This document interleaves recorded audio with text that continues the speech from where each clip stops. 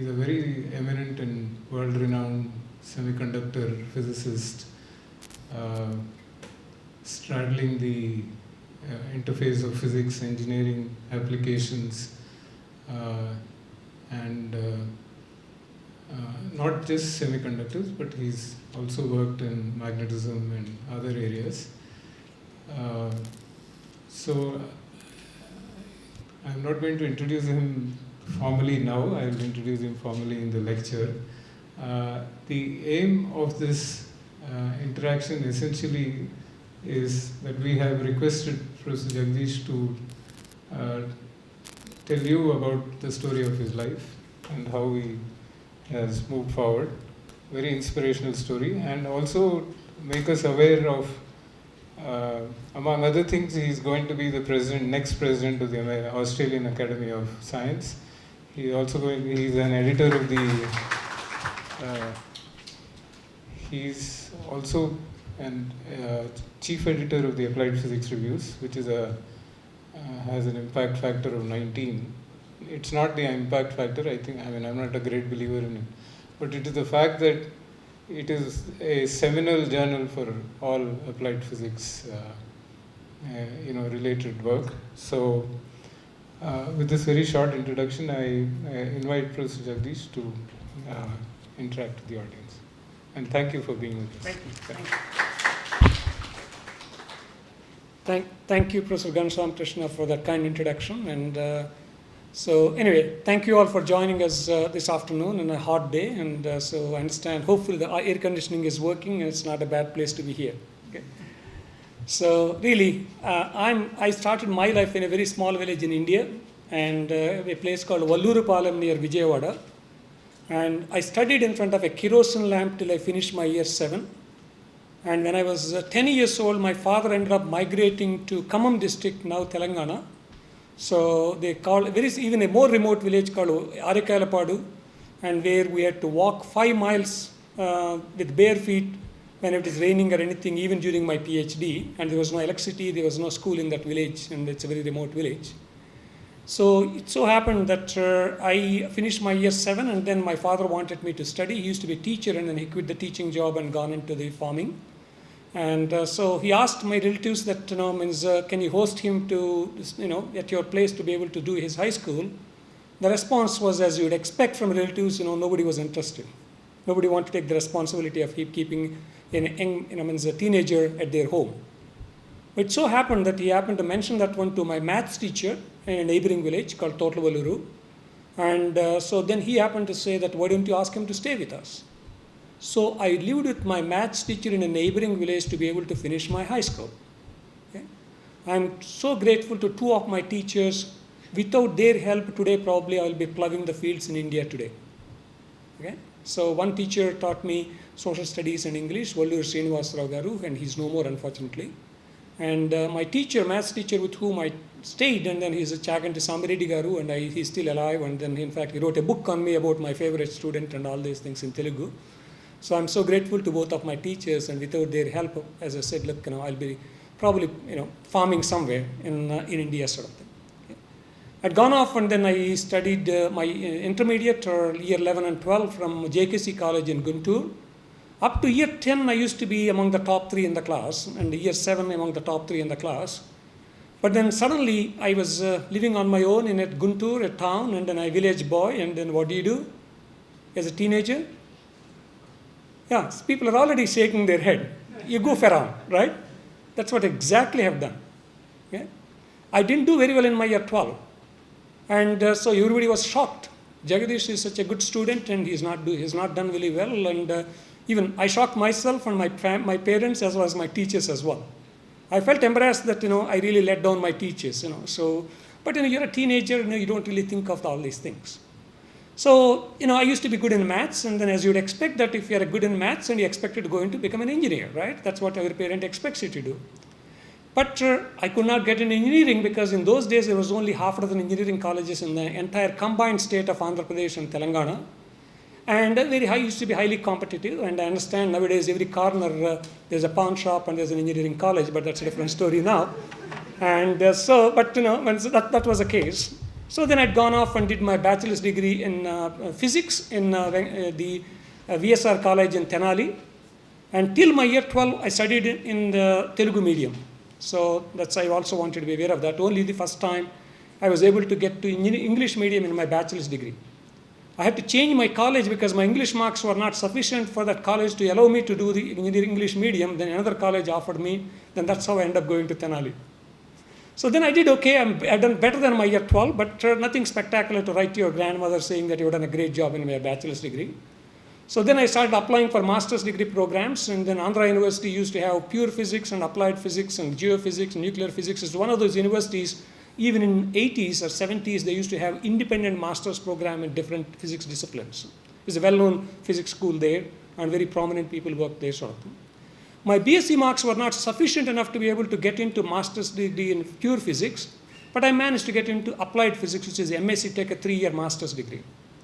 So I finished my MSc Tech, and then the first 2 years again I was goofing around, and then used to be active in the student union politics, and then I used to wear these khadi or khadar dresses, and then used to help students with one thing or the other, agitate and blockade the registrar's office, vice chancellor's office, and that's what you do as a student, right? And all those things I used to do. Then I contested, I used to help lots of people for getting scholarships and other things. Then in the final year I contested for elections, and all these people whom I was helping, they are coming and telling me, sir, though you helped me to get a scholarship or a hostel seat or something, but I have to vote for my caste person, otherwise they will eliminate me from my caste.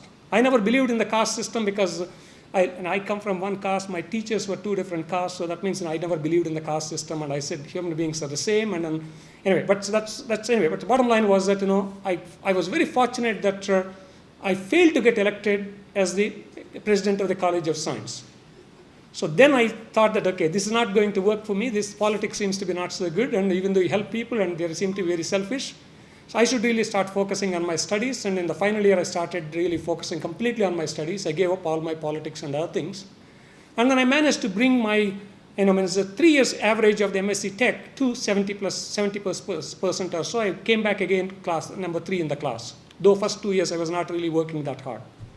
Then I was applying for jobs. I used to apply for physics jobs, and people used to say that you're not a physicist because you're not done MSc pure physics. Then I used to apply for electronics jobs because my specialization was electronics. They used to say that none of your degrees is engineering. You're not an engineer. Okay? So that situation continues today. I'm sure. That's really very interesting. So okay, I said, okay, nobody is giving me jobs, so I might as well go and start applying for MTech. So I'd gone around in various parts of the country, applied for IISc Bangalore, IITs, and all these places. And in those days, only there were 5 IITs or so. And then I couldn't get any of those IIT positions as well.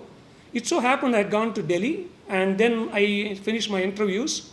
And one of the young men who also came from Andhra, and then he said he's going to visit Delhi University to visit one of his brother's friend who is doing PhD there. Then I said, okay, I'm also free, then let's go together. And then I happened to go there, and then I happened to bump into my friend, Srinivas, who was there. Then I asked him, how come you're here? Then he said he's working as a research assistant. He's applying for MPhil program. So that's how I ended up applying for MPhil program in Delhi University and did my MPhil and PhD degrees.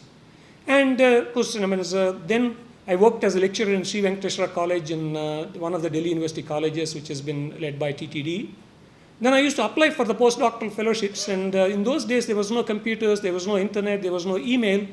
And then we used to get these magazines like Physics Today, 6 months late by C-mail, and I used to go to the library every weekend and then look at the back of these magazines, note down all the advertisements which we have. They never used to give deadlines. I used to mail my CVs. In those days there was no email, right? So that means you have to mail.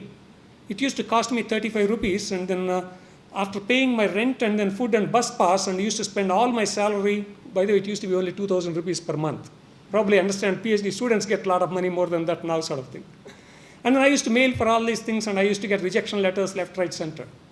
In those days, I used to say that name a university, I got a rejection letter. I used to put up my hand. Okay? I used to have a big folder which has got all my rejection letters, sort of thing. Can you guess how many rejection letters I would have got? Give me some number, guys. 10 or 100 or okay. I had more than 300 rejection letters. It so happened that my friend Srinivas happened to finish his PhD and gone off to Queen's University in Canada to a postdoc. He came back, and then I was telling him that I'm frustrated, I'm trying for these things, I'm going nowhere. He asked me to write to a professor called David Atherton, and he seemed to like people from Delhi. But only thing is that he doesn't work in semiconductors, he works in magnetics. So nobody's giving me a job in semiconductors, I might as well write to him. And then this gentleman was very good. And then after 4 months or so, I got a nice offer letter saying that he's offering me a 2-year postdoctoral fellowship and with a possibility to get extension for 1 more year. But I arrived in 88 April there, but it's still cold country coming from India. And but I didn't know anything about magnetism. Only magnetism I studied was in my bachelor's degree in electricity magnetism course. Okay? But you can learn. We all taught about how to do research and how to go about identifying the knowledge gaps and how to go identify how to set up equipment and do research and other things. And then by the time I finished my 2 years, not only I set up a new experiment there, and I also had 10 papers or so, I started getting invitations from the conferences in magnetism to give invited talks. Then I realized that whatever I've been doing has had an impact.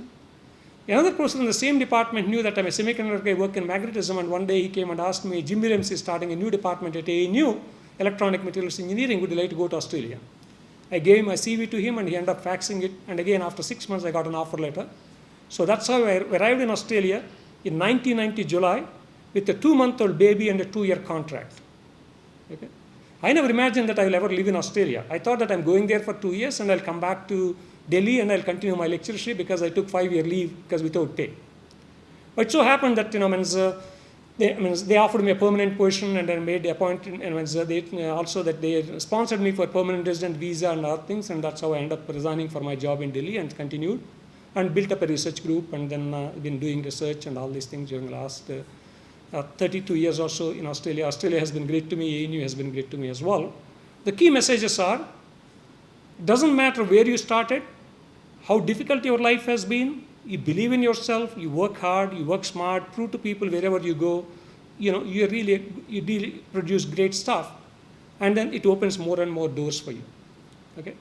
So that's my case. You can see my own example of where starting in a small village and studying in front of a kerosene lamp.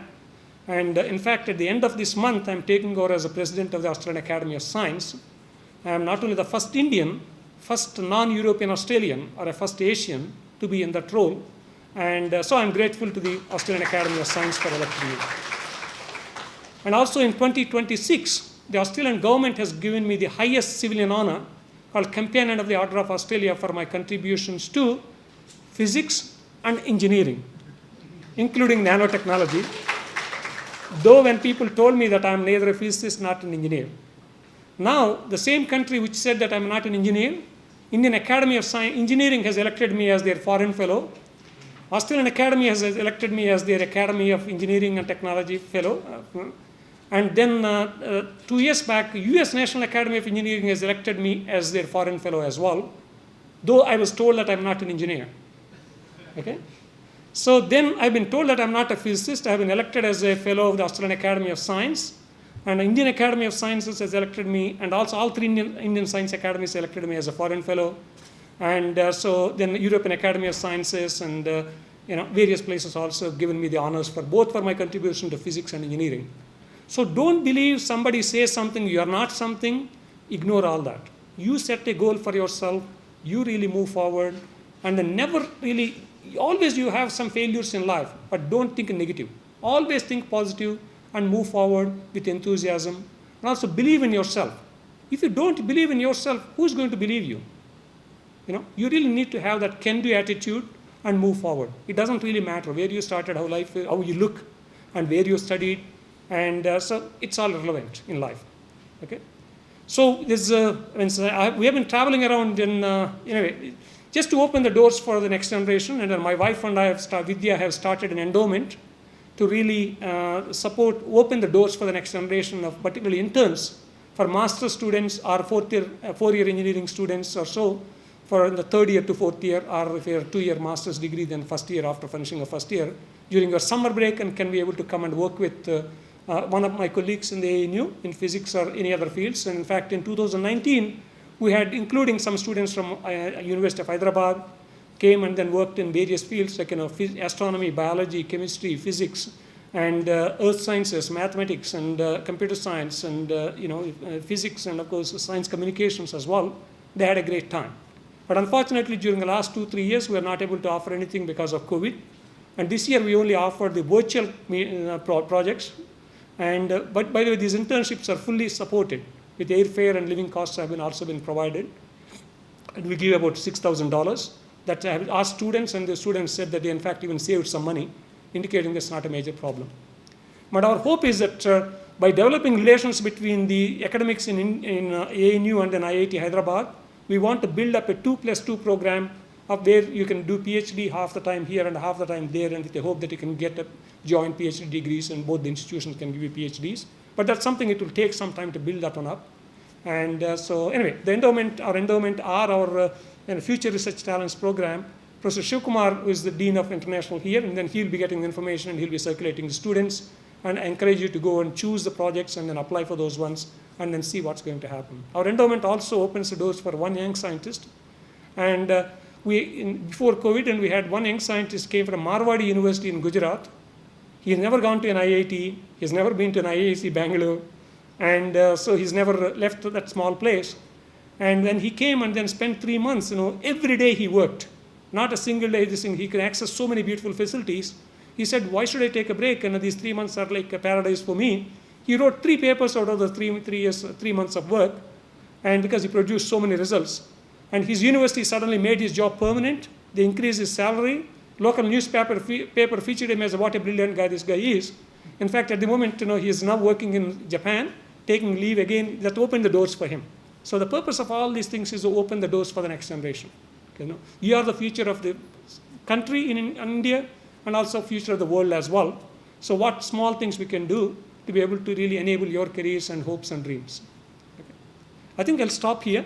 I'll answer probably, I'm happy to answer any questions, and whenever I go and interact with students, particularly I tell them, you can ask any question you want to ask me, including boyfriend, girlfriend issues as well.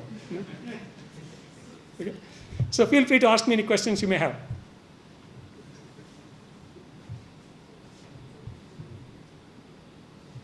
Guys, don't feel shy. I'm just a village boy.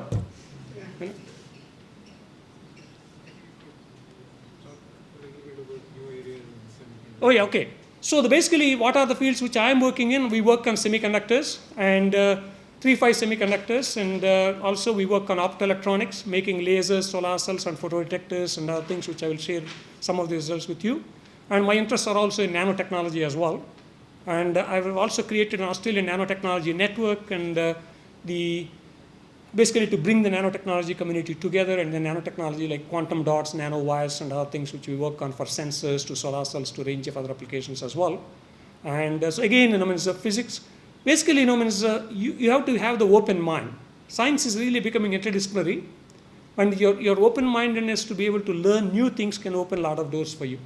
We are also even doing now neuroscience, for example, which in fact in my talk I'll share with you how we are trying to use some of these nanowires for understanding how the brain works and other things as well.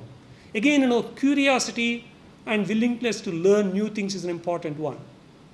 Don't worry about what your PhD was, whether you are really developing sensors for detection of explosives, or working on magnetic properties of some magnetic materials or spintronic materials, or mechanical properties of semiconductors. It doesn't really matter.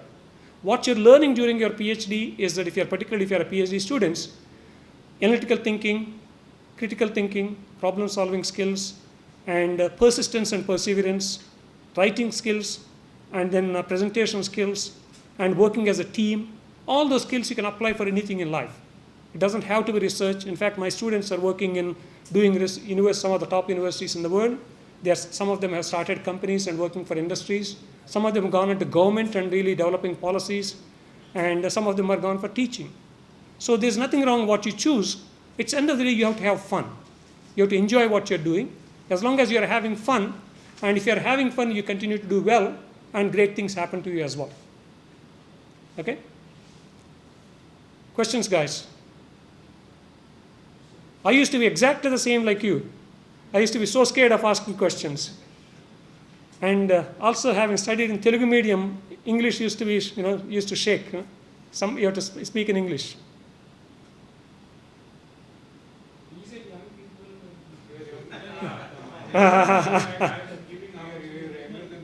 So maybe you have to break the ice, then probably they'll start. That's what happens lots of times for students as well. I'm sure there are brave souls. We'll give them a I want to ask a Yeah, sure, please go ahead. This, this separation, compartmentalization between science and engineering. Do you think it is, in this country it is a real problem? And these students are not telling you. They have a problem because they can't get jobs in the science department, and because we are giving an engineering degree in a physics department, they are sort of pseudo-physicists. So they are sitting on a fence.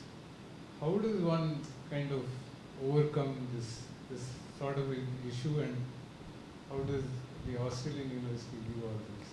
That's a very good question. In fact, in Australian universities, we really don't care where you come from. In fact, I had students from chemistry, I had students from electrical engineering, I had students from chemical engineering, I had students from materials engineering, and so then some neurobiologists as well. So really what we don't look at is that, whether the candidate has got the right skills to be able to really come and work in our fields.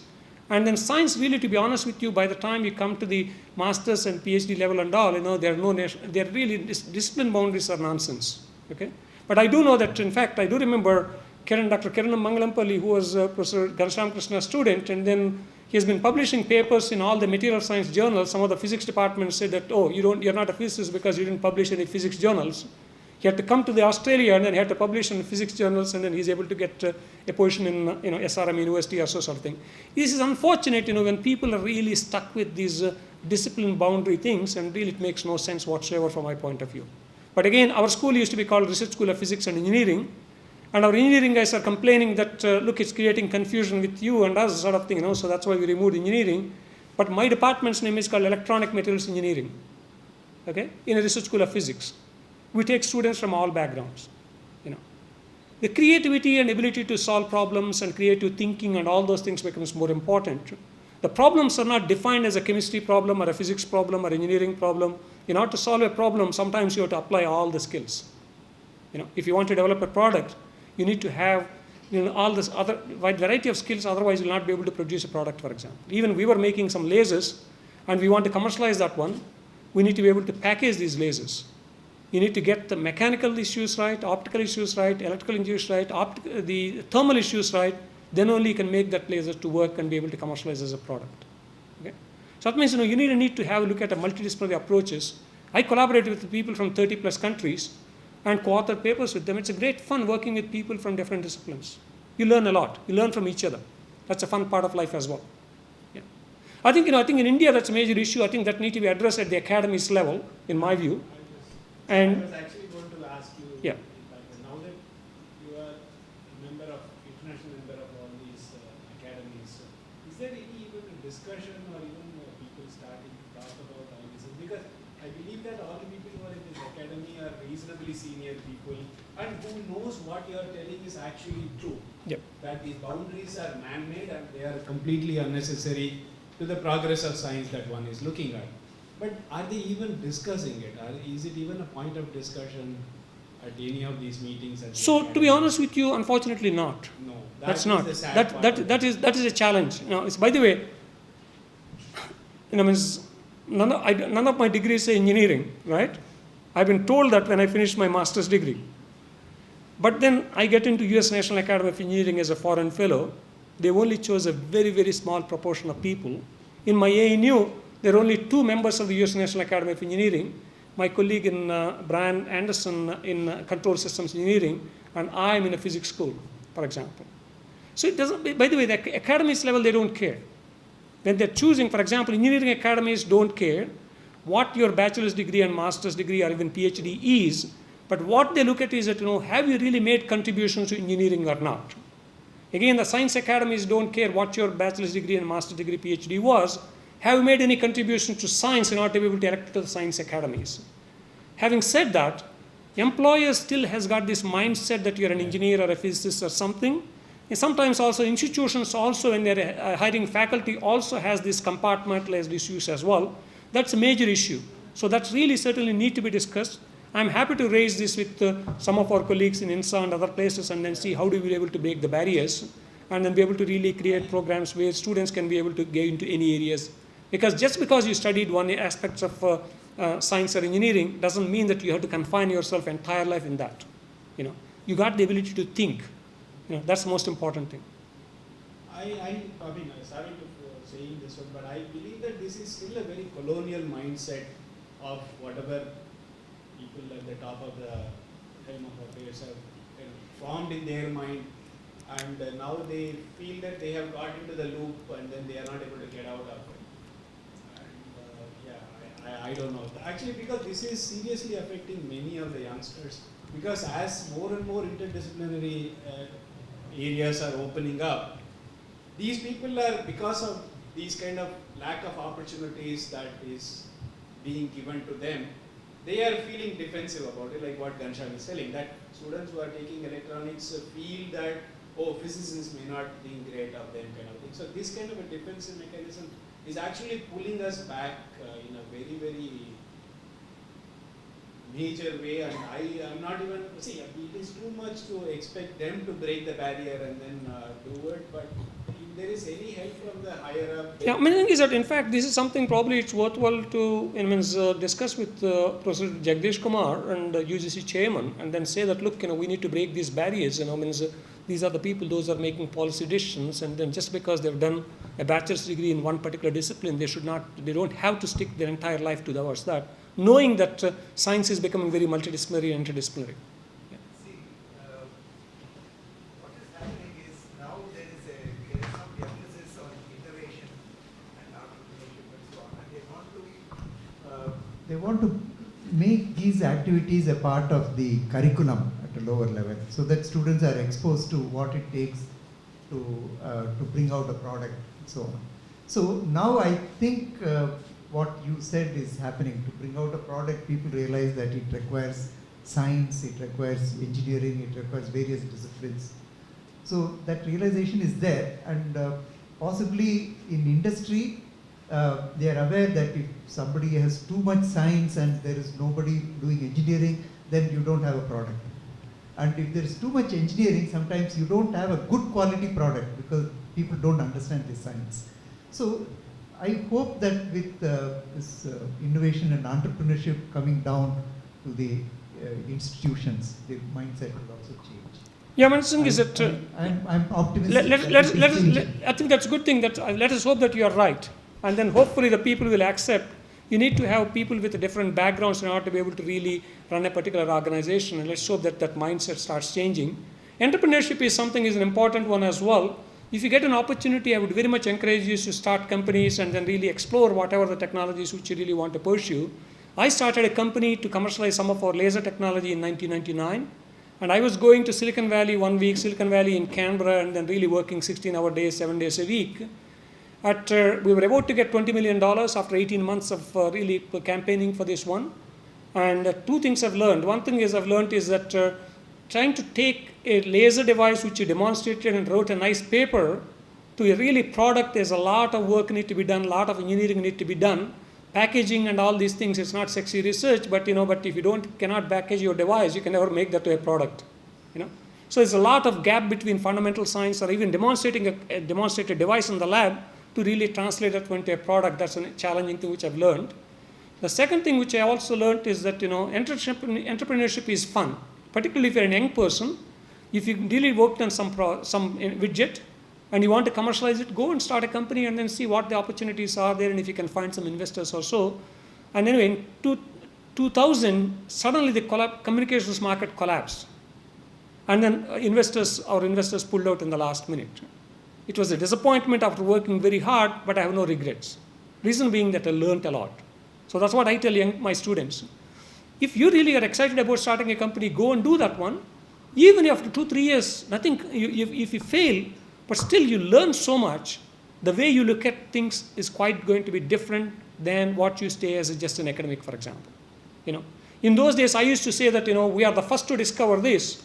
When I'd gone and interacting with some of the smartest people in Silicon Valley in industry, then I became modest and I started saying that we are the first to publish.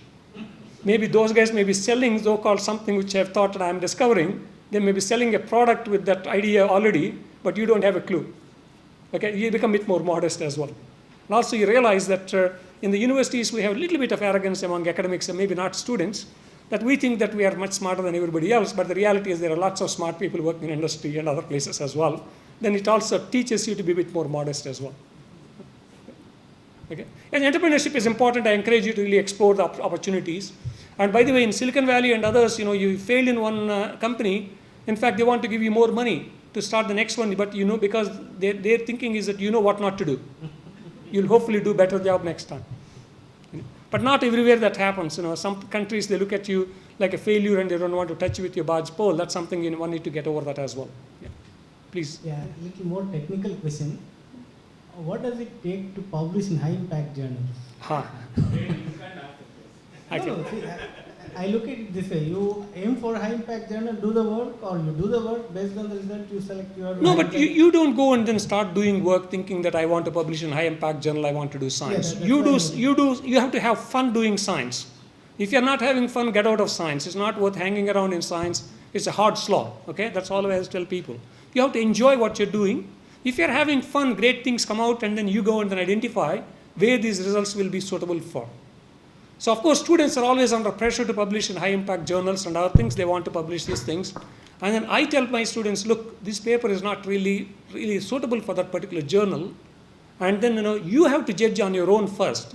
Is the quality of the work which really goes to, nano letters or ACS nano or applied physics reviews or that?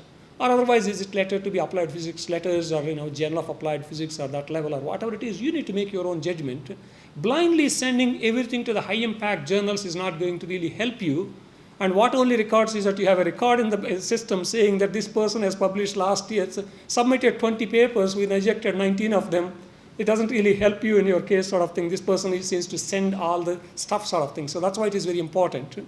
In applied physics reviews, what happens is that lots of people, we publish the original articles as well as the review articles. If you're writing a review article, we go and then check, have you published any real research on that particular topic or not? If you have not published much research, and that particular work which you have published has not any impact, then you ask the question, is it the right person to really write this review article or not? And most likely answer comes back no.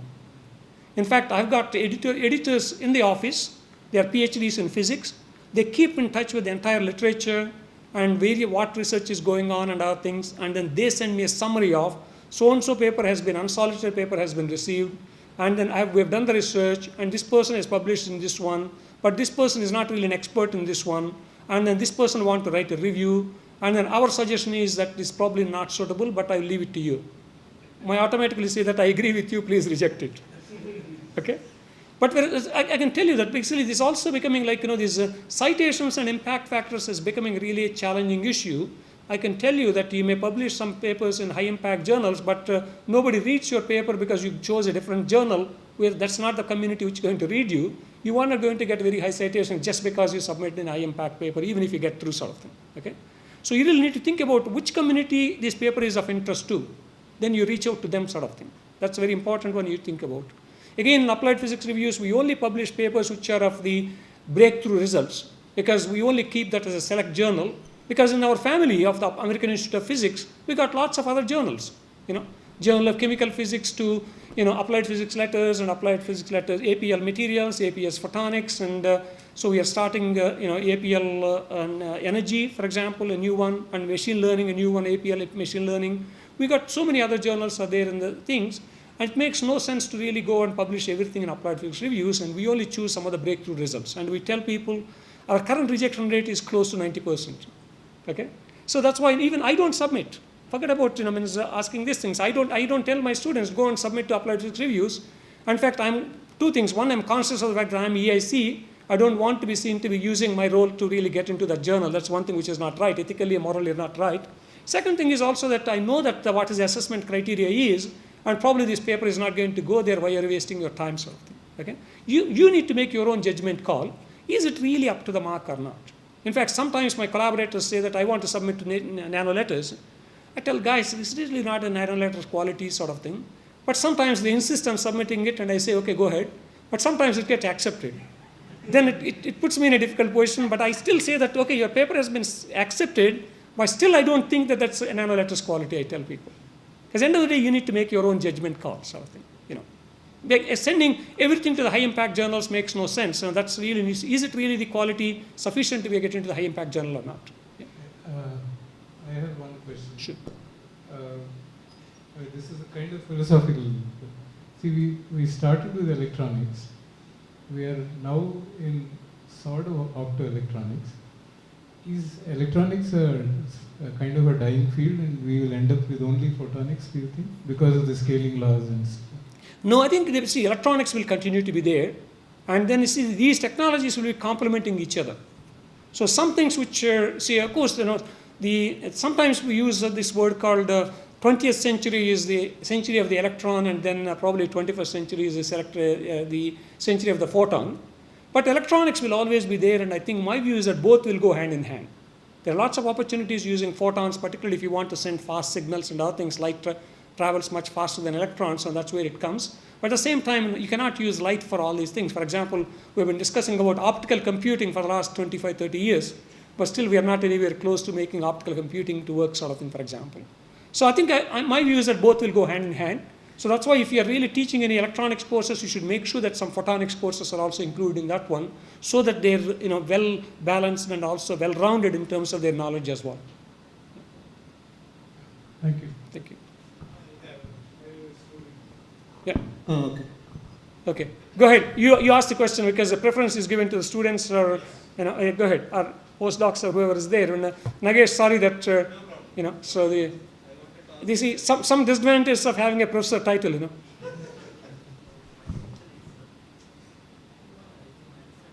I can't hear you. Maybe it's not on. Yeah. As you mentioned that you have done your Bring your microphone closer to the mouth. Yeah. So you have done your PhD here in India, and right now you are professor at ANU, and you are guiding lots of PhD students there. So what is the difference, like doing PhD here in India and there at ANU? Okay, that's a good question. So then before I answer that question, I also want you to be aware that my answer may not be relevant for the current India, and I'll give you the example of my time of India. I'm talking about, I started my MPhil, PhD and other things from 81. So I'm talking about 40 years back India. So I just want to keep that one in mind, sort of thing. So one of the problems in Indian system, at least I found while I was doing my PhD in Delhi University, we somehow has a habit of asking the professor to tell us what to do, because the professor knows everything, sort of thing, mindset wise. Professor, my supervisor, and of course I have to do whatever my supervisor is asking me to do. But then when my students come to Australia, first thing I tell them is, if I know all the answers for the question which we are really trying to solve, we should not be working on that particular problem. I don't know what the answer is going to be. This is your project. You are the boss of that project. And I'm going to steer you in the right direction, but I don't have all the answers to the questions you have. Okay? Because I got more experience than you in terms of how to do research, but I don't know what's going to come out of that sort of thing. So that's where I think basically we expect the students to be independent thinkers, independent people, thereby they become like independent scientists by the time they do the PhD. And I always tell them that, look, the first half your supervisors will drive, the second half you will be driving the project, and you should be coming and telling us what we should be doing, because you are the expert on the topic. And by the time you finish your PhD, if anybody comes and asks me a question, I should say that you're talking to the wrong person, my student is the expert, you should go and talk to her or talk to him. Okay? So that's a big difference. And again, the thing is also, at least at ANU, we got an open door policy. I don't take any appointments with any students. Any student can knock on my door and walk into my office anytime. And so that's how I've set up, so thereby they don't have to wait for a Friday afternoon at 3 p.m. That's what supervisor, and my problem has started on Monday, you're waiting for 5 days to resolve it. You might as well knock on door in 10 minutes, you can solve that one, they can go ahead and do that sort of thing. Okay? The second thing is also that we have a policy of open door policy of accessing the facilities. So anybody can access any facilities in the school and the department, and there's no equipment belongs to one professor or the other. While I was doing my PhD in Delhi University, I was going to Roorkee University by taking a bus for 160 kilometers to do scanning electron microscopy on my thin films, while we had a brand new SEM in my own laboratory under my supervisor. I won't go into details of that. Oh, this brand new equipment, I don't want you to touch it because you may break it. half the that's the mind, because you're always worried about it, because if it breaks, no money is there to fix it, sort of thing.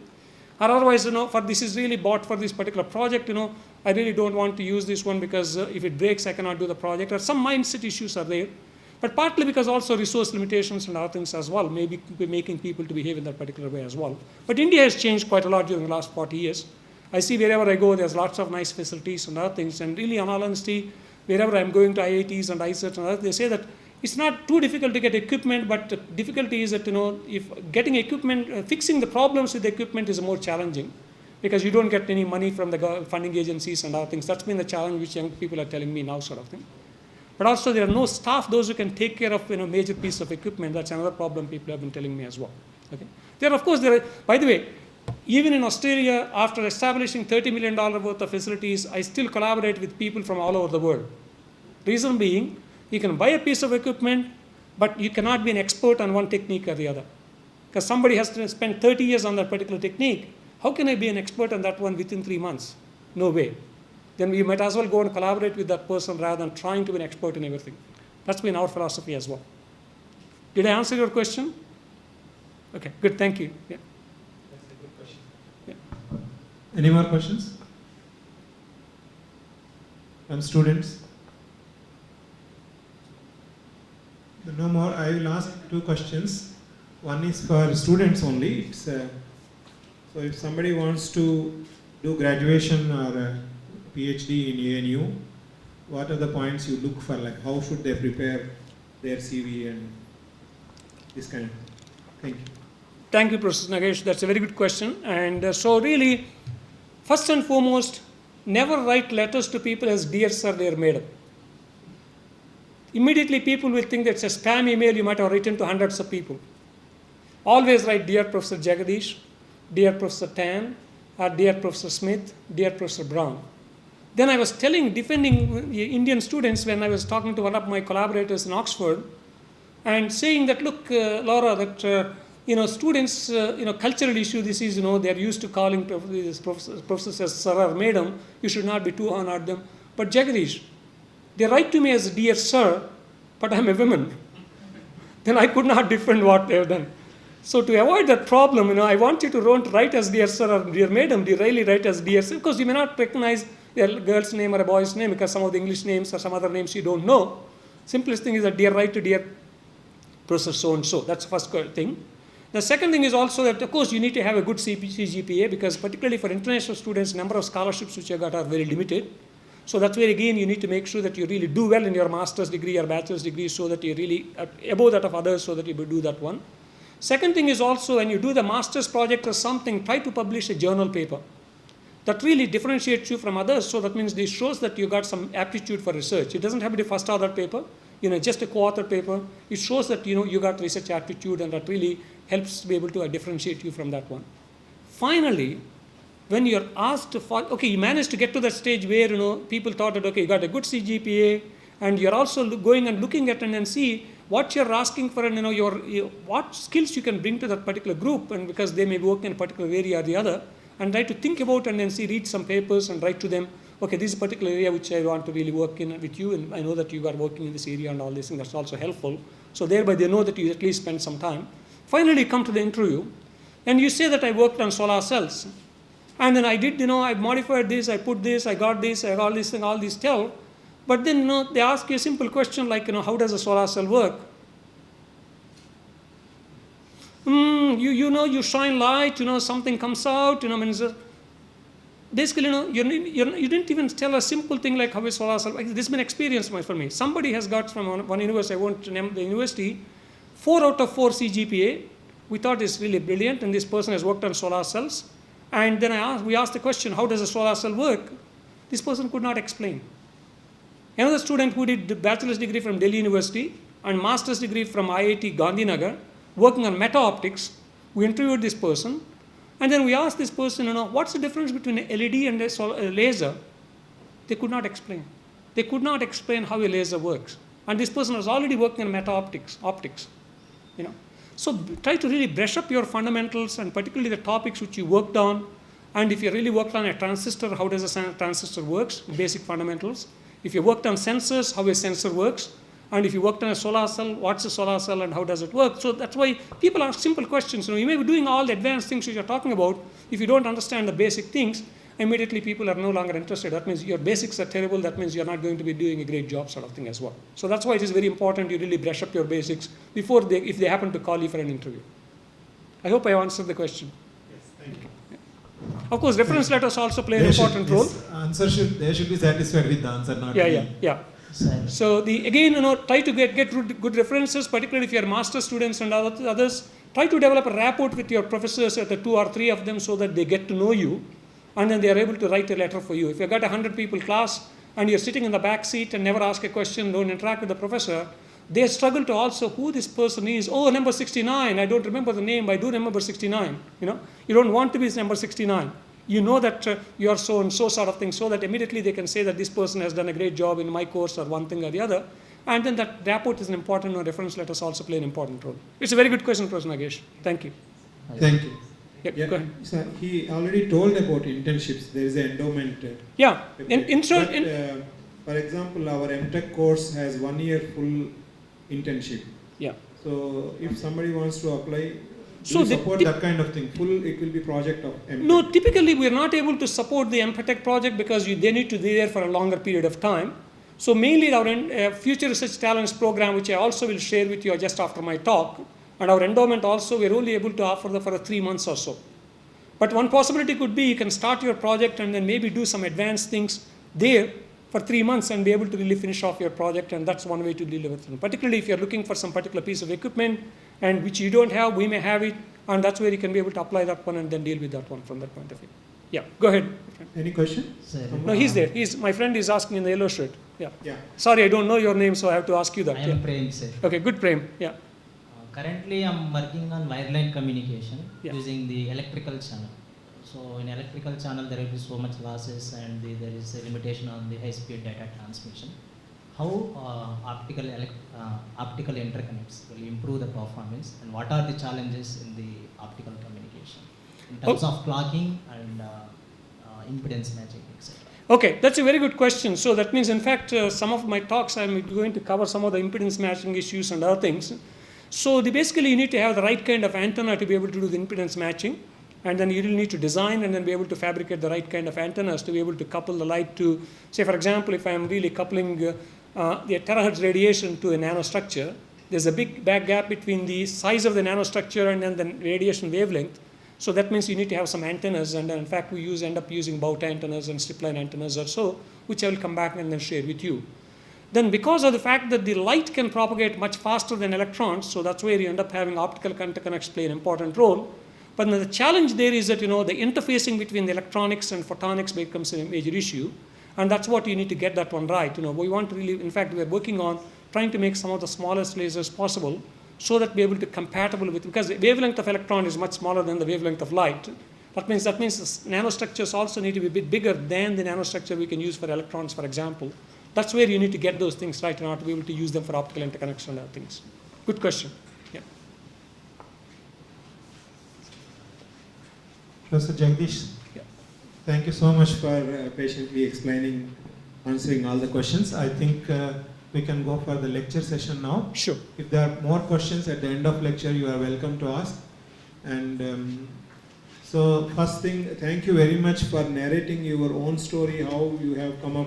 This is really good, because in our university we have many students and faculty from very village background, and studied in Telugu medium, and having a feeling that we cannot go further progress. So I am very happy that you have narrated that. That is very useful. So thank you very much, sir. Thank you very much to all of you. I request Professor Ghanshyam to take the next program. Okay, thank you, Professor Nagesh. And then only thing which I would like to convey the message is, you're studying in a great institution. A village boy can be a president of the Australian Academy of Science. For you, the sky is the limit. Aim high, work hard, everything is possible in life, and believing in yourselves. With that, thank you for your attention.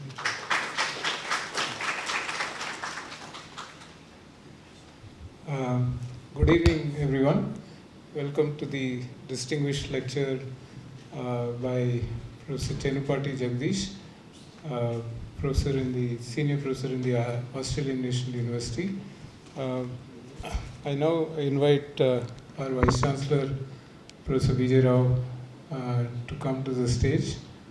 I invite Professor Jagadish to come to the stage, and I also invite Professor James Raju, Dean School of Physics, to come to the stage. So we will start the program with some introductory remarks by Professor James Raju, Dean School of Physics. Thank you.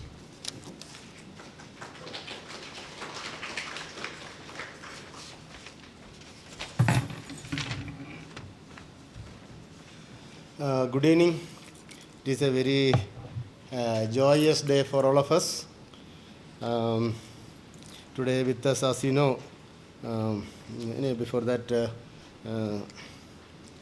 Honorable Vice Chancellor, Professor Vijay Rao, respected Chief Guest, Professor C. Jagadish, my faculty colleagues, dear students, good evening to you one and all.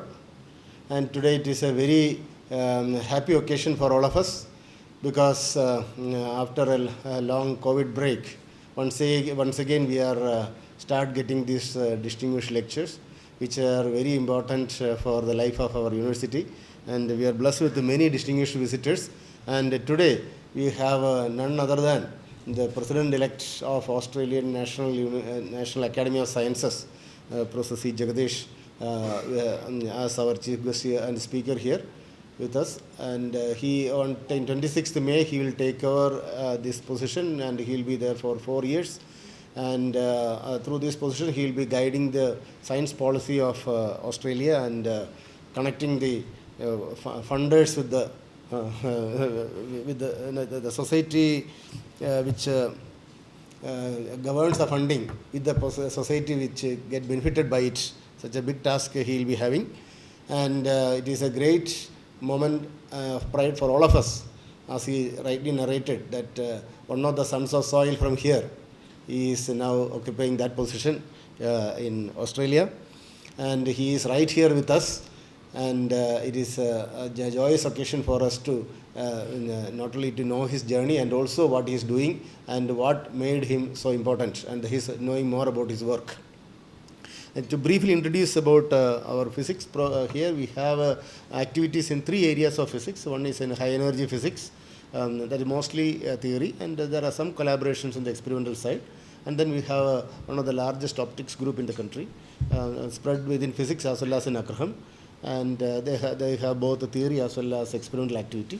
And then we have a condensed matter physics group, and there also we have both theory and experimentalists. Some of the condensed matter physics who are in the applied side are with another center called Center for Advanced Studies in Electronic Science and Technology. For this center is one of the associate centers of this School of Physics. In addition, we have this Advanced Center of Research in High Energy Materials.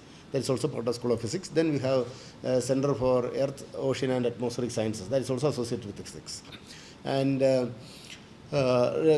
coming to this Professor Jagadish, his work, he is for past 30 years his work is in primarily centered in Australian National University. There they have a very interesting department, that is Department of Physics and Electronics. Because here also we have electronics program within School of Physics. At the various times there were serious debates whether electrons should be separate or should be part of physics, and what is the best way to get things going. At that time, one inspiration we had was this Australian National University Department of Physics and Electronics, and how they are integrated, and how that integration is helping them. And when we hear Professor Jagadish lecture, you will know. Then after that you decide whether to classify it as physics or material science or electronics or engineering, which way you want to, you decide. Because nowadays things are so interrelated, and many of the things which we do also we are able to do because we have physics students and electronics students under the same umbrella. Therefore, some part of the problem we give to physics students, some part of the problem we give to electronics students. Together we are able to achieve many things. Of course, these things are done in a much bigger scale in Australia, that you will see soon. And so of course, in fact, when the nanotechnology was coming up in a big way, Professor Jagadish is one of those people who are piloting it from the forefront.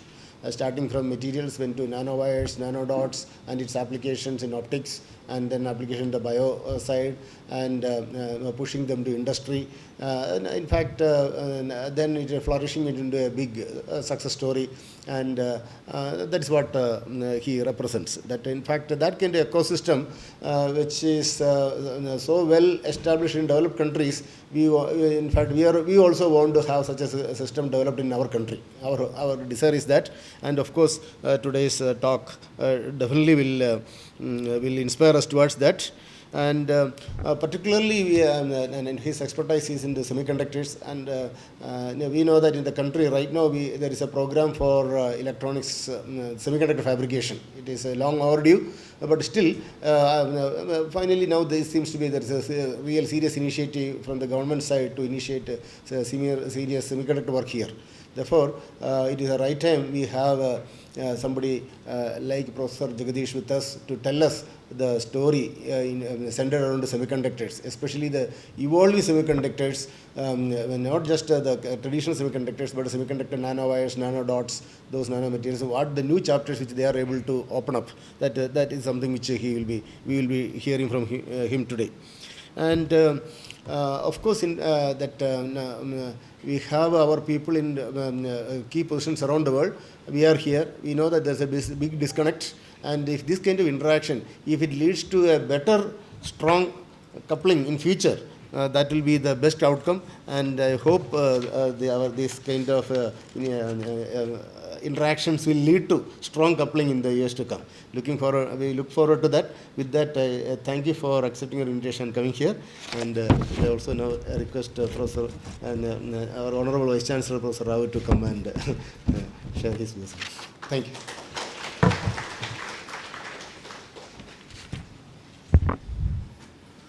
I have actually primarily come here to listen to Professor Jagadish. I've heard a lot about him. I have read his works. To me, he represents a combination of self-drive and self-discipline. If you look at his details, you will realize that he essentially came from fairly low background in terms of societal strata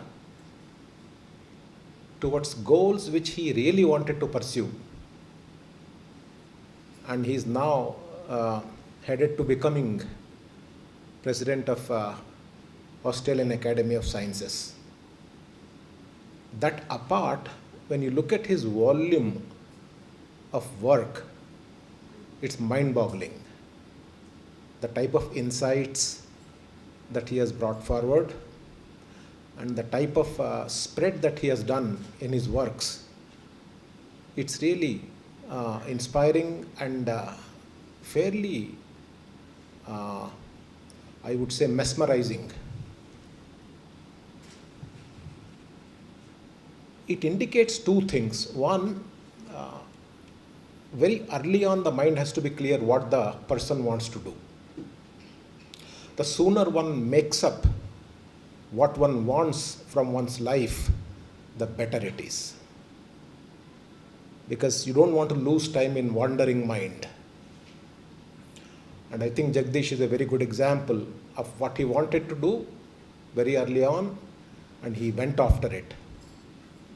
The second thing is, once you want what you want, the trajectories open up. Trajectories open up not because something is helping you, it's because the trajectories become visible to you and you go after it. This is a fairly proactive process, not a diffusion-linked process. And therefore, to have such a person amidst us is an interesting inspiration for us, especially for the students who are sitting here, who are beginning to start their journey. I think there are wonderful lessons to take home from him.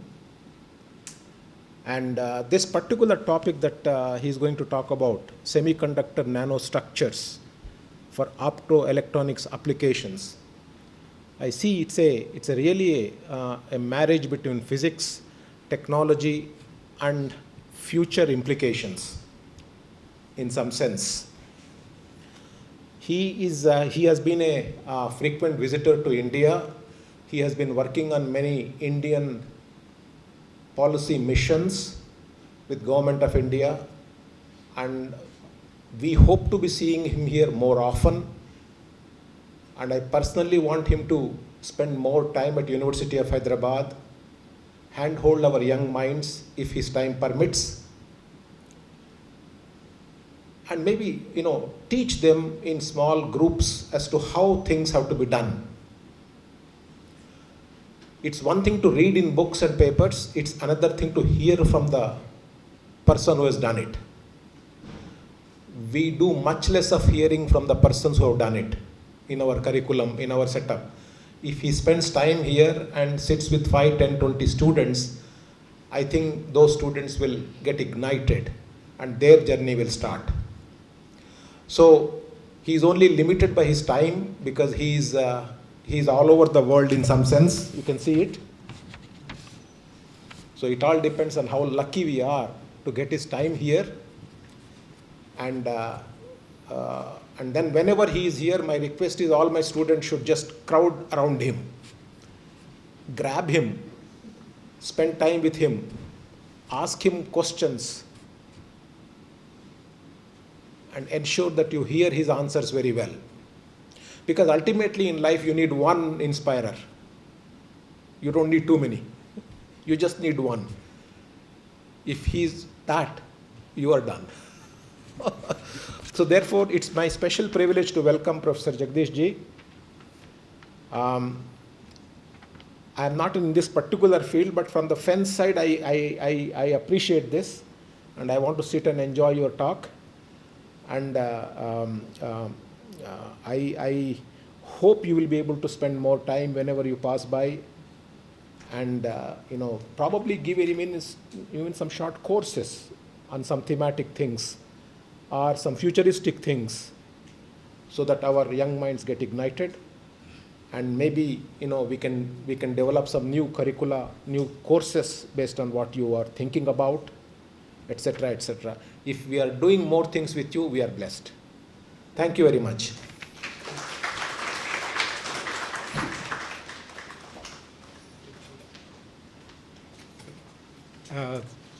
Thank you, sir, for your words. So it's my privilege and honor to introduce Professor Jagadish for 2-3 reasons. We are sort of co-alumni of Delhi University.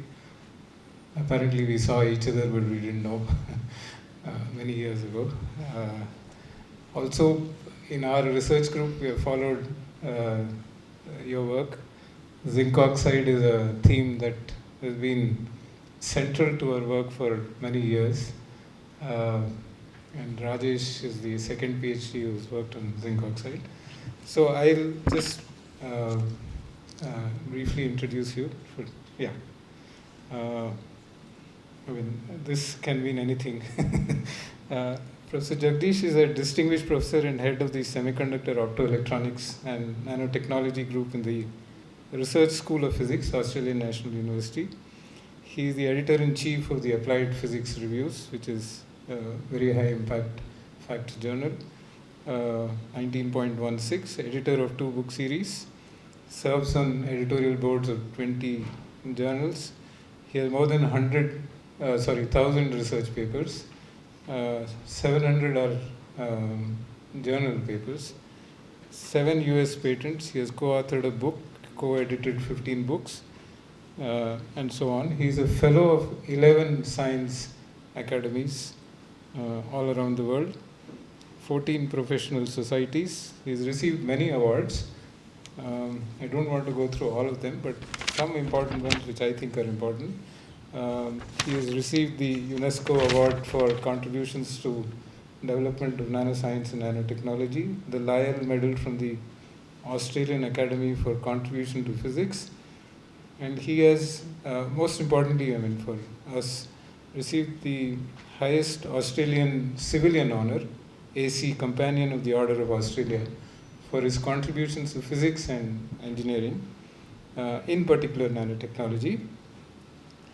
And as he was telling us in the previous session, he has been elected as the next president of the Australian Academy of Science.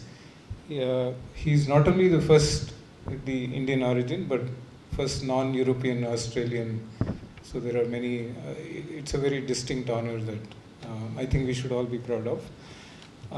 I would like to make a special mention of the charity work that he has done under the Chennupati and Vidya Jagadish Endowment Fund, which he was telling us was started with his personal money, and which is something that we all need to learn as we sort of grow older and we have some money to spare. The idea of giving back to the system is excellent, and I think it is inspirational, motivational for us. And the fund supports students and researchers from developing countries. And apparently last time there were 50 odd people from India, and of course the COVID hit us, so it's gone virtual. Hopefully we will have more people from students from University of Hyderabad. I wish to see University of Hyderabad there next time you give all these things that you're listing. I thank you very much for accepting our invitation at a short notice, and I invite you to give the talk. Thank you, sir.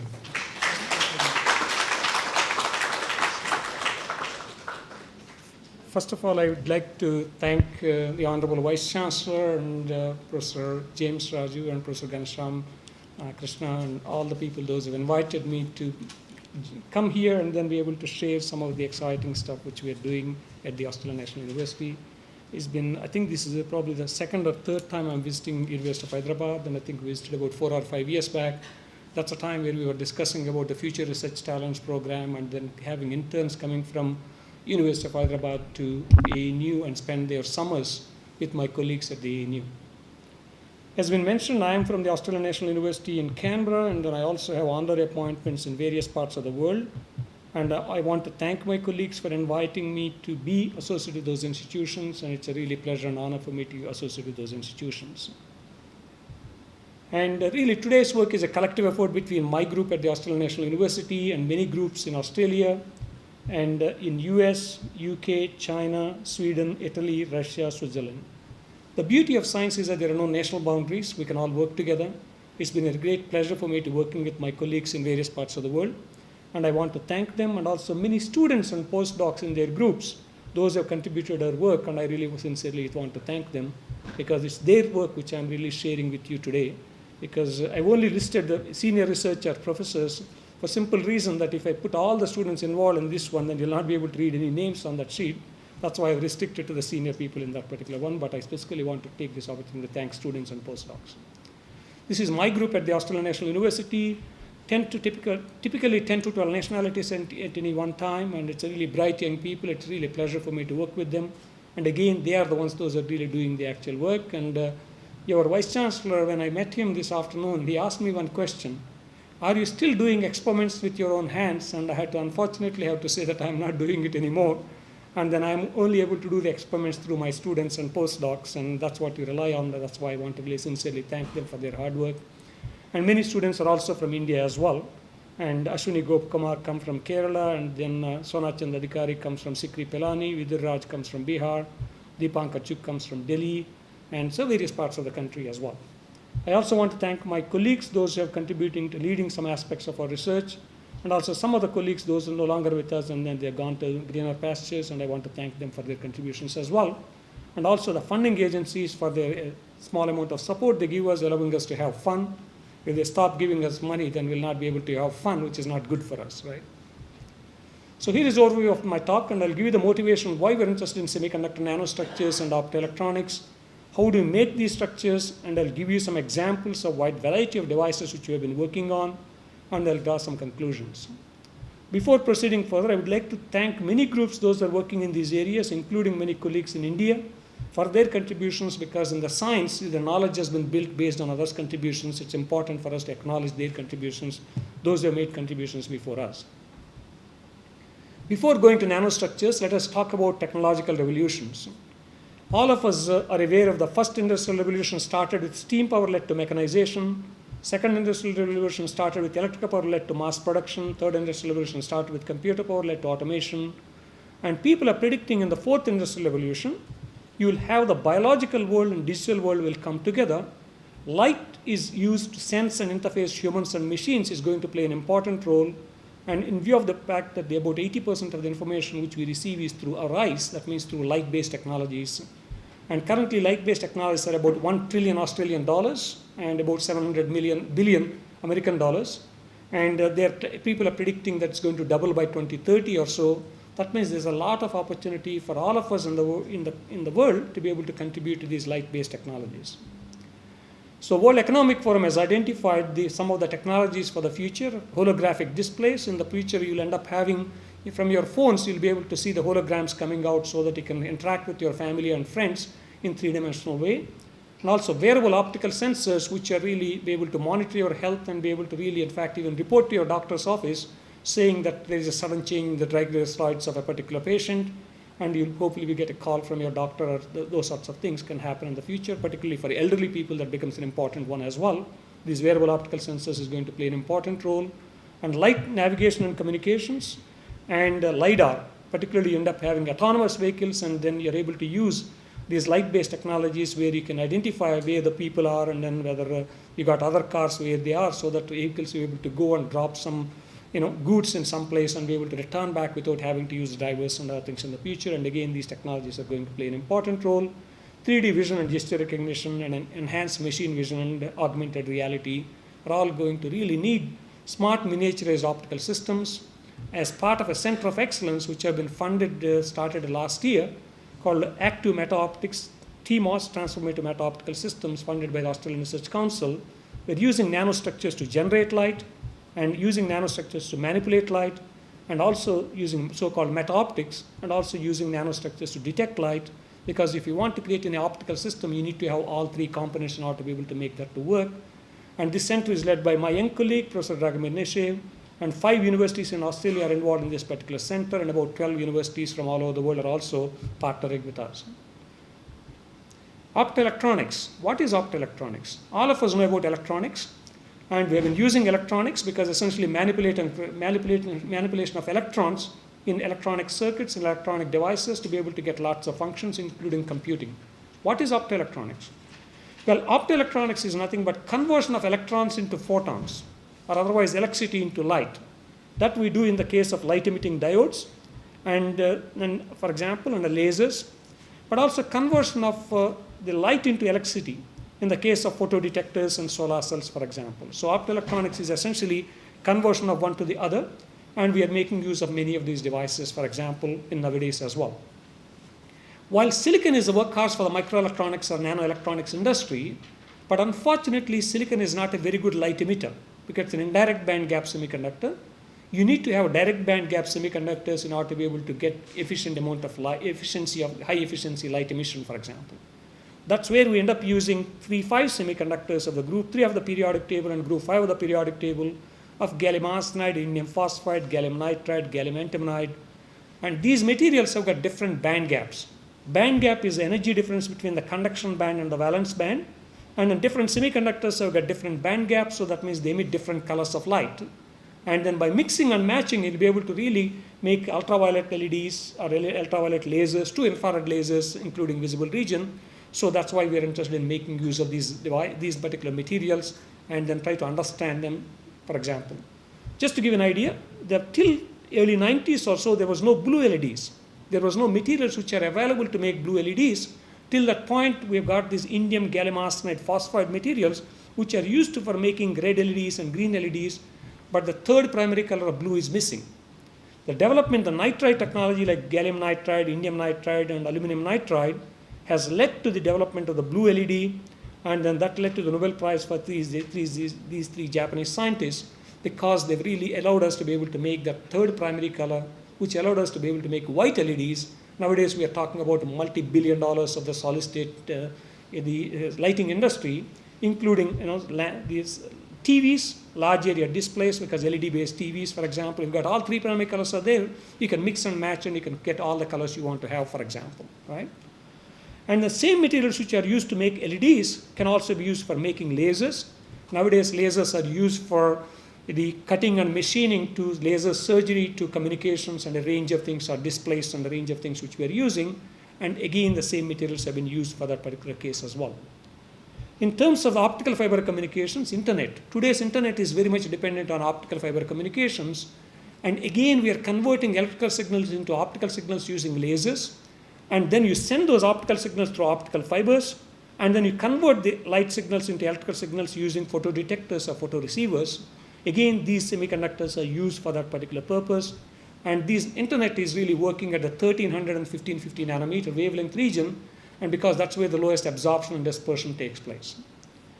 Also, using the same materials, you can also use for making infrared detectors, which are used for biomedical imaging applications and night vision applications, or even in terms of heat detection in the computer chips while you're operating the chips, so that you can redistribute the electronic circuits so that you can really spread the light, heat. Heat dissipation is a major issue, for example. And currently, the solar cells, most efficient solar cells are about 47% efficiency, and they are made out of these so-called multi-junction solar cells. Different semiconductors absorb different parts of the solar spectrum. By using multiple junctions, you're able to absorb more light, thereby you're able to create the most efficient solar cells. But those solar cells, you're not going to use them on your rooftops, because these solar cells are very, very expensive. And where you want to use the most efficient solar cells, where the expense is not a major issue, space applications. When you're sending a satellite, satellites are quite expensive. You want to have the most efficient solar cells. And these particular solar cells have been made of these three combinations of 3-phase semiconductors, which are now used in satellite applications. So now we can exceed 40% efficiency. People have been looking at how can we make use of these things for terrestrial applications, like in the land-based applications. Using concentrator systems, you can concentrate the sunlight to using parabolic mirrors, about 500 suns or 1,000 suns. And then you want to have the most efficient solar cells, because they're all these concentrator systems are quite expensive. You want to have the most efficient solar cells. That's what 3-phase semiconductor solar cells have been used. For example, I started my life in a very small village, India, I told you, and there was no electricity. But nowadays, a lot of losses takes place if you're sending the electricity from the generator to the villages, very remote places. In principle, you should be able to really make use of these concentrator systems, and then be able to charge your batteries or so, and then be able to really generate the electricity needed to small places, and without having to transport electricity for a long distance. And that's where people are interested in exploring these ones, particularly in the desert areas and other things as well. So now let me move towards nanowires. Nanowires are seen as building blocks for the next generation electronics and photonics. What is so special about nanowires? It turns out, whenever you're dealing with the two-dimensional materials, you always have to worry about what is the lattice constant of the layer which you're depositing, what is the lattice constant of the substrate which you've got. Lattice constant in the unit cell, it repeats itself in a crystal. If the lattice mismatch is too large, these materials really relaxes back, and you create a lot of defects and dislocations. That means they're useless as far as making electronic and photonic devices. But whereas in the case of nanowires, because of their nanoscale interface, either these materials can expand or contract depending on whether they got a larger lattice constant or a smaller lattice constant with respect to substrate, without creating any dislocations. That means, in principle, you should be able to make nanowires of any material on any substrates without the constraints of lattice mismatch we have been dealing with the last 30, 40 years or so, when you're dealing with the two-dimensional materials, for example. For example, we want to bring the 3-phase semiconductors of optoelectronics and silicon electronics, and we've been working for a long time. This lattice mismatch is creating a lot of problems, but now we and many other groups are working on bringing these two together so that electronics and optoelectronics can come together, for example. We can also make axial heterostructures. In this case, this green material is different than the red material. You can also dope these nanowires with the N-type and P-type, so thereby you can make a PN junction within the nanowire, because if you want to make an LED or a laser or a solar cell, you need to have PN junctions. You can make a single nanowire-based LEDs and solar cells and other things, which I will come back to. You can also create a radial heterostructures or core shell nanowires. You can keep on growing on one top of the other. You can create quantum well tubes and a range of things. You can also create a branch nanowires so that it allows you to be able to create three-dimensional architectures. And I'm giving you some of the examples from our own laboratory where we have shown you can grow gallium antimonide on top of gallium arsenide despite large lattice mismatch. We have shown you can make atomically perfect gallium antimonide on top of gallium arsenide, which is a very good material for infrared detector applications. We have made the branch nanowires of indium arsenide on top of gallium arsenide, which are very good for cantilevers and scanning probes. We have also shown you can make indium phosphide nanotrees, which are very good for energy harvesting applications of splitting of water to generate hydrogen as a clean energy source. And most recently, we are moving from nanowires to nanomembranes, which I come back and then share with you.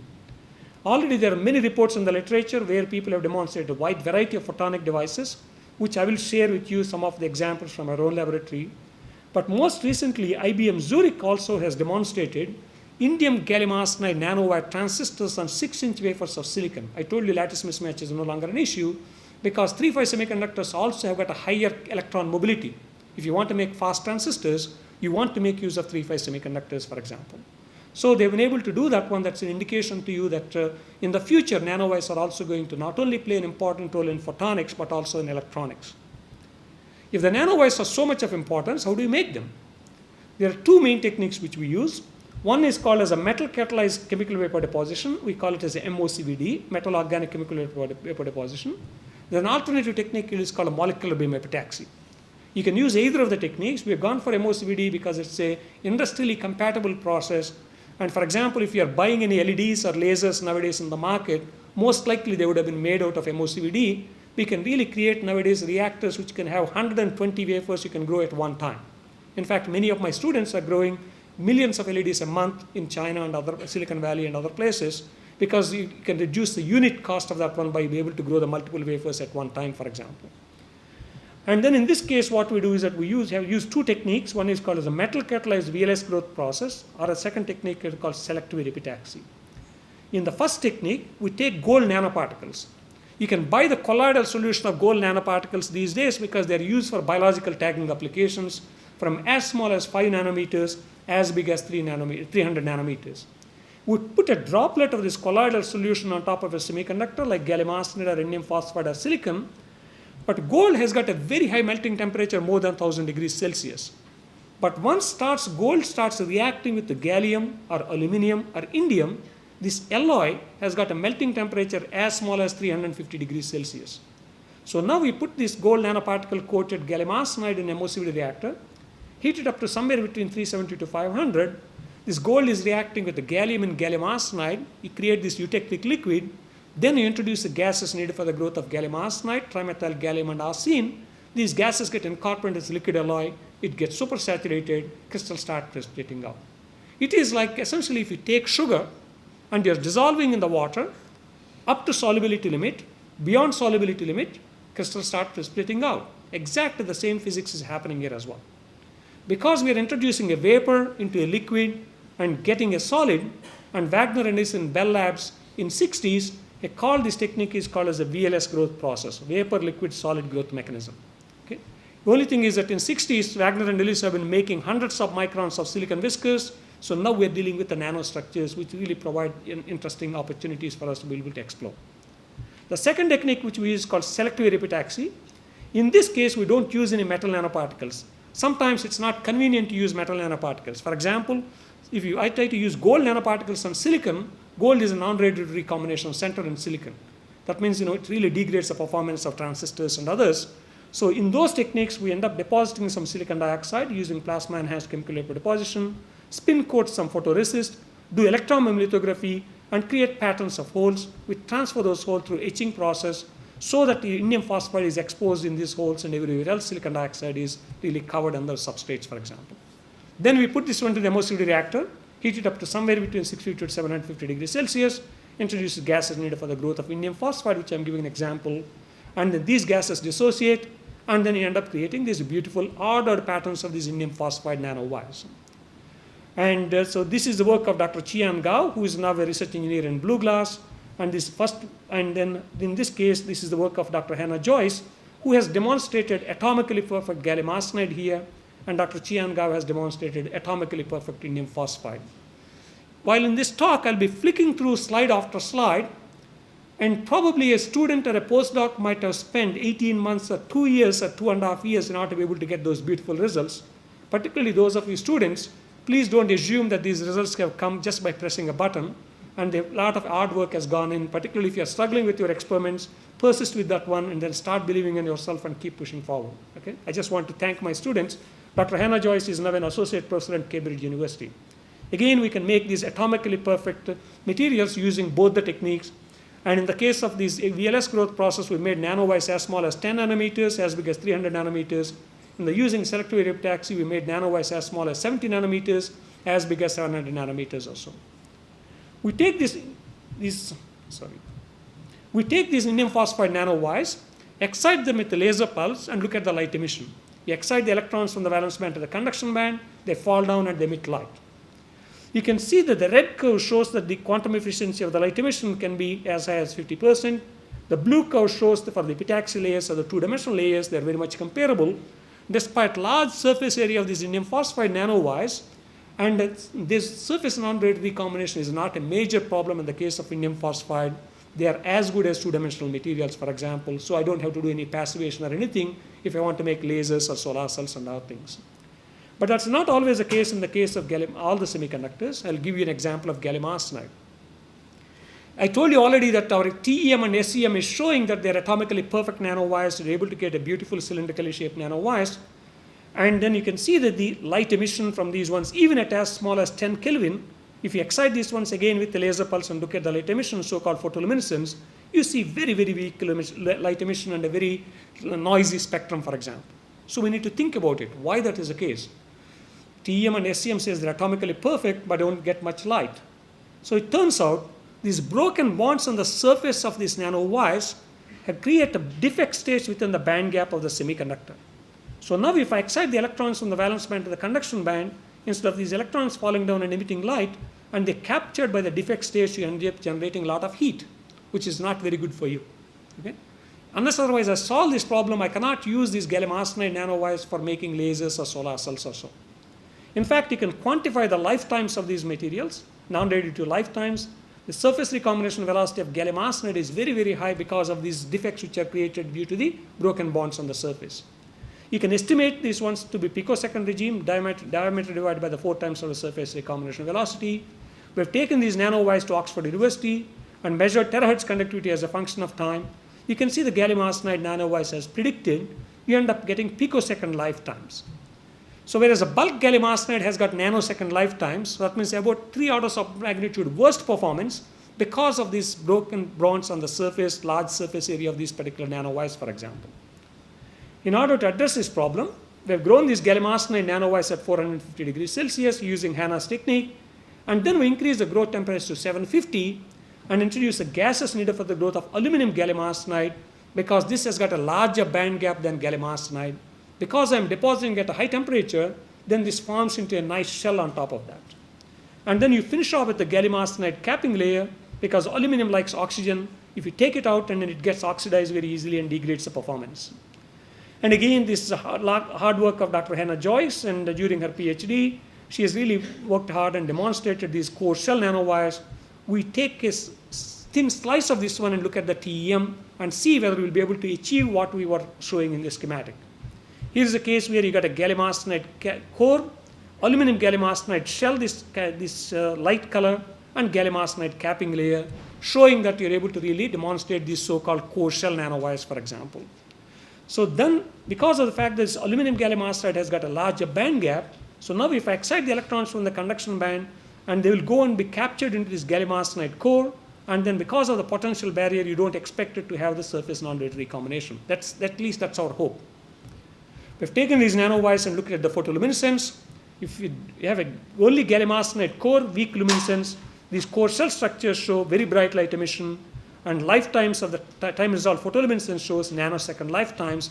We're able to really produce these the same quality of these gallium arsenide, aluminum gallium arsenide core shell nanowires are as good as the bulk gallium arsenide, indicating we suppress the surface non-radiative recombination. And again, these students had to spend about a year or so to be able to optimize all the conditions in order to be able to get these beautiful results. And these nanowires are very good for making lasers and solar cells, which I'll come back and then share with you. So in this case of selective epitaxy, I told you we open a hole, you can make nanowires. And then we asked ourselves, what will happen if you open a slot or a ring? The same process, this is work of my student, Dr. Nain Wong. He took indium phosphide, deposited silicon dioxide, photoresist, and instead of opening holes, he opened the slot and a ring, and then see what type of structures you can grow. Again, he spends lots of time in optimizing various growth parameters, temperatures, and flows and other things. I will not have time to go into the details of those ones. And then you open a slot along this particular crystallographic orientation of 101 bar, and then try to introduce the gases needed for the growth of indium phosphide at high temperatures like 680 degrees Celsius. You can see these beautiful nanomembranes have been formed in nicely, and you see the sidewall facets of this particular crystallographic facet. You open the slot along another crystallographic orientation. You can also get the membranes, but these are thicker, and then you end up having a different facet here. But if you open the slot between these two crystallographic orientations, you can end up getting these beautiful diamond-like structures. So now you can see, instead of just making nanowires, we can make thin membranes, thick membranes, and then diamond-like structures. It really opens up a lot of opportunities for us to be able to make all sorts of exotic structures, and then see what is the role of the shape of the nanostructures in terms of the performance of the electronic and optical properties of these nanostructures. We want to make use of them for nanoscale, nanomembrane transistors, nanomembrane lasers, and other things. And in fact, working with my colleagues at University of New South Wales, we demonstrated indium arsenide, the nanomembrane transistors showing excellent performance, for example, which I will not have time to go into the details. So what will happen if you open a ring? Well, if you open a ring, you can see that Nain Wong again spent a lot of time in optimizing these conditions. You can see these beautiful ring-like structures with these alternating facets which I have shown you earlier. If you keep on growing further, this gap gets filled up. You end up creating again this horizontal membrane. If you keep on growing further, you end up finishing off these nice faceted structures, because crystals likes to be in the lowest energy facets, and that's why I end up creating these beautiful hexagonally faceted structures. Because these nanowires or nanomembranes are grown on 1-1 crystallographic orientation, that's the lowest energy surface orientation.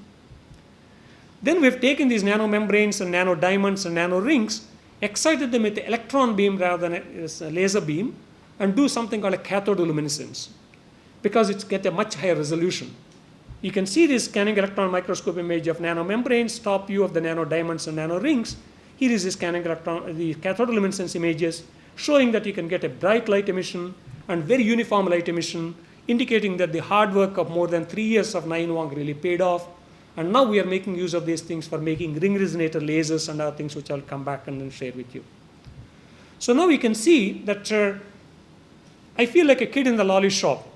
I can make all sorts of exotic structures, and then again looking at how the shape of the nanostructures influences the performance of these materials, and how we can make use of them for making all sorts of optoelectronic devices. So now let me move from materials to devices, lasers. All of us have studied about lasers, and in the undergraduate optics courses we have been told you need to have a gain medium, you need to create a laser cavity putting some mirrors, you need to pump the gain medium to get the population inversion. As and when the model gain is equal to the optical losses, the lasing starts taking place. This equation says the same thing. Gain need to be equal to the losses in the optical cavity essentially. Okay? These are undergraduate optics courses all of us have studied. If you take a nanowire, if you shine light from the top with a laser, the light starts propagating along the length of the nanowire if you design the nanowire correctly, because nanowire acts like a waveguide. Because it's got a high refractive index of 3.4, this particular materials like gallium arsenide or silicon and indium phosphide, and the air or vacuum refractive index is 1, light always likes to be in the high refractive index medium. And also because of the refractive index difference between the nanowire and then the air, and both ends of the nanowire act like mirrors. So that means if I design my nanowires correctly, if I grow the good quality nanowires, and naturally they've also got a gain because they are direct band gap semiconductors, in principle, each nanowire should act like a laser without having to put mirrors and all these things, for example. Okay. Again, we've demonstrated a wide variety of lasers, and during the last decade or so, and with various students, each one are looking at a different class of lasers. And again, my colleagues, those who have led this work, have been listed here. But I'll not have time to go into the details of these particular lasers, and I'll give you 1 or 2 examples. This is the work of Dr. Drew Saxena, who is at Imperial College now. He has done some simulations of looking at how light propagates to these nanowires and which optical modes are propagating to these ones, and using something, essentially solving Maxwell's equations and look at how the light is propagating to these ones. So we use something called FTTD simulations, finite difference time domain simulations, and essentially solving Maxwell's equations to see and which particular type of light is propagated to these ones. So based on his simulations, another student, Dr. Jenny Jiang, who is now at Cambridge University, she has grown these gallium arsenide, aluminum gallium arsenide core shell nanowires, which I've shown you here. These are about 6 microns long. We transfer them onto a glass slide, excite them to a laser pulse, and look at the light emission. Below threshold, you see a broad light emission, looks like a spontaneous emission or acting like a light emitting diode. Above threshold, you see a narrow line width and acting like a laser. And I can see also this output versus pump intensity. You see nice threshold-like behavior. Here it's acting like a laser, here it's acting like an LED. And again, log-log plot shows S-type behavior. You can see beautiful interference fringes. You can also be able to compare these ones with simulations. They match very well. And these are the first optically pumped nanowire lasers, gallium arsenide nanowire lasers demonstrated in the world. And so this really created a lot of excitement in the community, also operating at room temperature. Okay? So what are these lasers useful for? Because you can see these lasers are tiny, tiny lasers. They're only 6 microns long. That means I can put 20 lasers in the width of your hair. So you can tell you how tiny they are. Smaller the laser, they consume less energy. Smaller the laser, you can switch on and off faster for optical interconnection and other things and communications between the chips. Because the electronics, but the resistance of these copper wires, copper lines are the one which are limiting the transport and limiting the speed of these communications. And also the board-to-board communications also you can make use of these sorts of lasers, and that's why we're interested in making use of these ones. And we've also been able to look at the second harmonic generation or nonlinear optical properties of these nanowires. If you really, because these nanowires, these materials have got a non-centrosymmetry in the crystals, that means that you can also expect it to have chi2 nonlinearities or so. And Professor Narayan Rao is not here, but he would have liked to really listen to these nonlinearities and other things. He has done pioneering work in this area. So you can see just again that cut the long story short, by using the same nanowire, exciting this one, you can get the fundamental mode which is emitting in the 1016 nanometers, which is near infrared, and you can also get the second harmonic generation of 508 nanometers or so. So you can use these lasers to make either infrared emission or the visible light emission. Depending on the applications, you can make use of these things because of these intrinsic nonlinearities of these particular materials. In fact, this work has just only been published a couple of weeks back or so.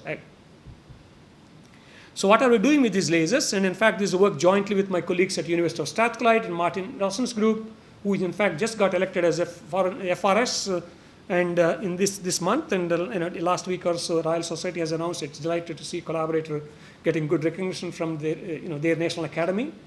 And then what they developed is something called as a nanoscale transfer printing technique. It comes with a PDMS stamp. You can pick up these nanowires. You can drop them precisely wherever you want it to be. That means for applications, you want to be able to precisely locate them for various things. Again, there's research fellow Dr. Benoit Gulhebert has spent a lot of time in developing this particular technology. So here is a case they transfer these things onto flexible glass substrates, 4 nanowires and 3 nanowires, 2 nanowires here.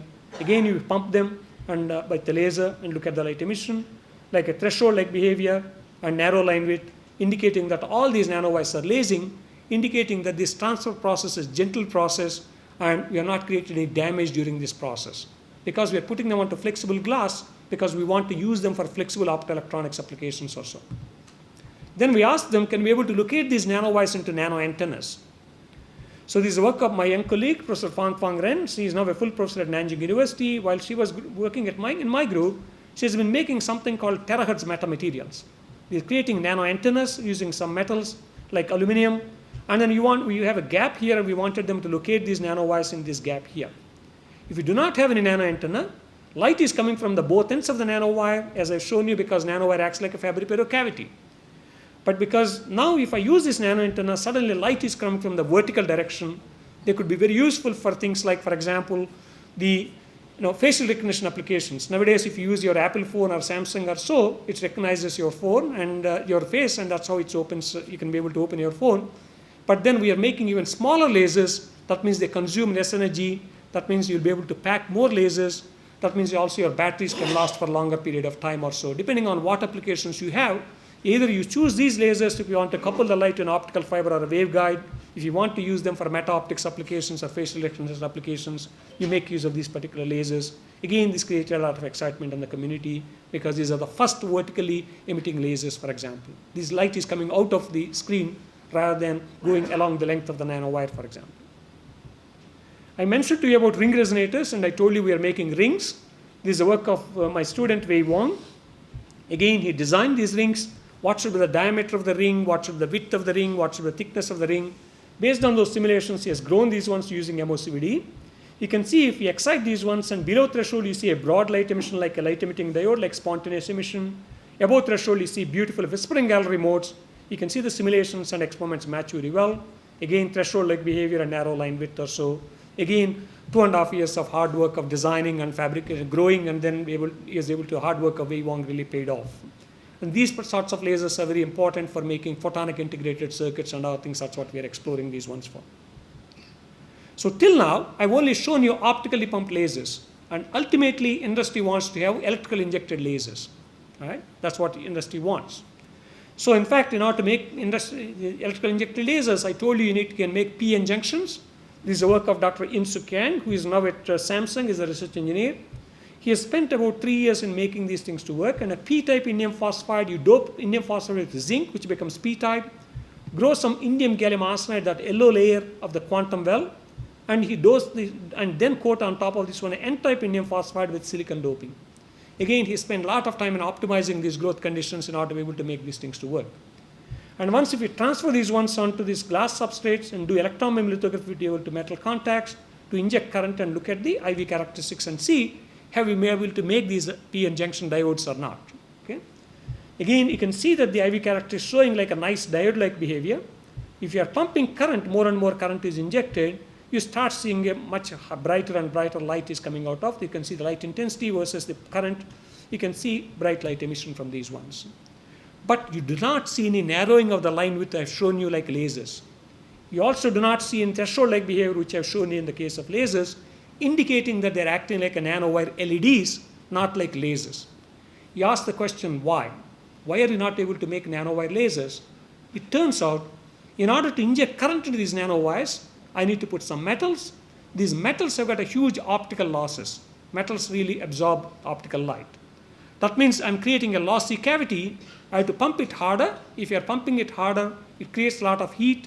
The gain goes down. You have to even pump it harder. It becomes like a vicious circle.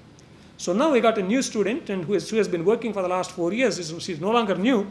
And Nikita Agrani, who came from IIT Kharagpur, we are replacing these metals with some indium tin oxide and aluminum zinc oxide and other conducting oxides with the hope that we'll be able to inject current and minimize the optical losses in these cavities or so.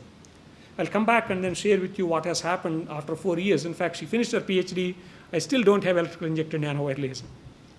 Anyway, sometimes that happens also for the students, those are in the back, and then thinking that you need to really steer your project in a way if things are not working out well as well. COVID also didn't help us. Anyway, In-Suk, before leaving, instead of using single nanowires, he made nanowire arrays. The challenge is how to make contacts to these arrays, nanowires which are sitting on the top. He fills this one with a polymer.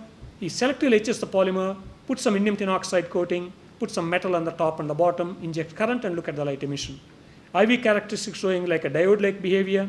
And again, as and when you inject more and more current, you see the brighter light emission. In fact, under the probe, you can see the bright light coming out of these ones.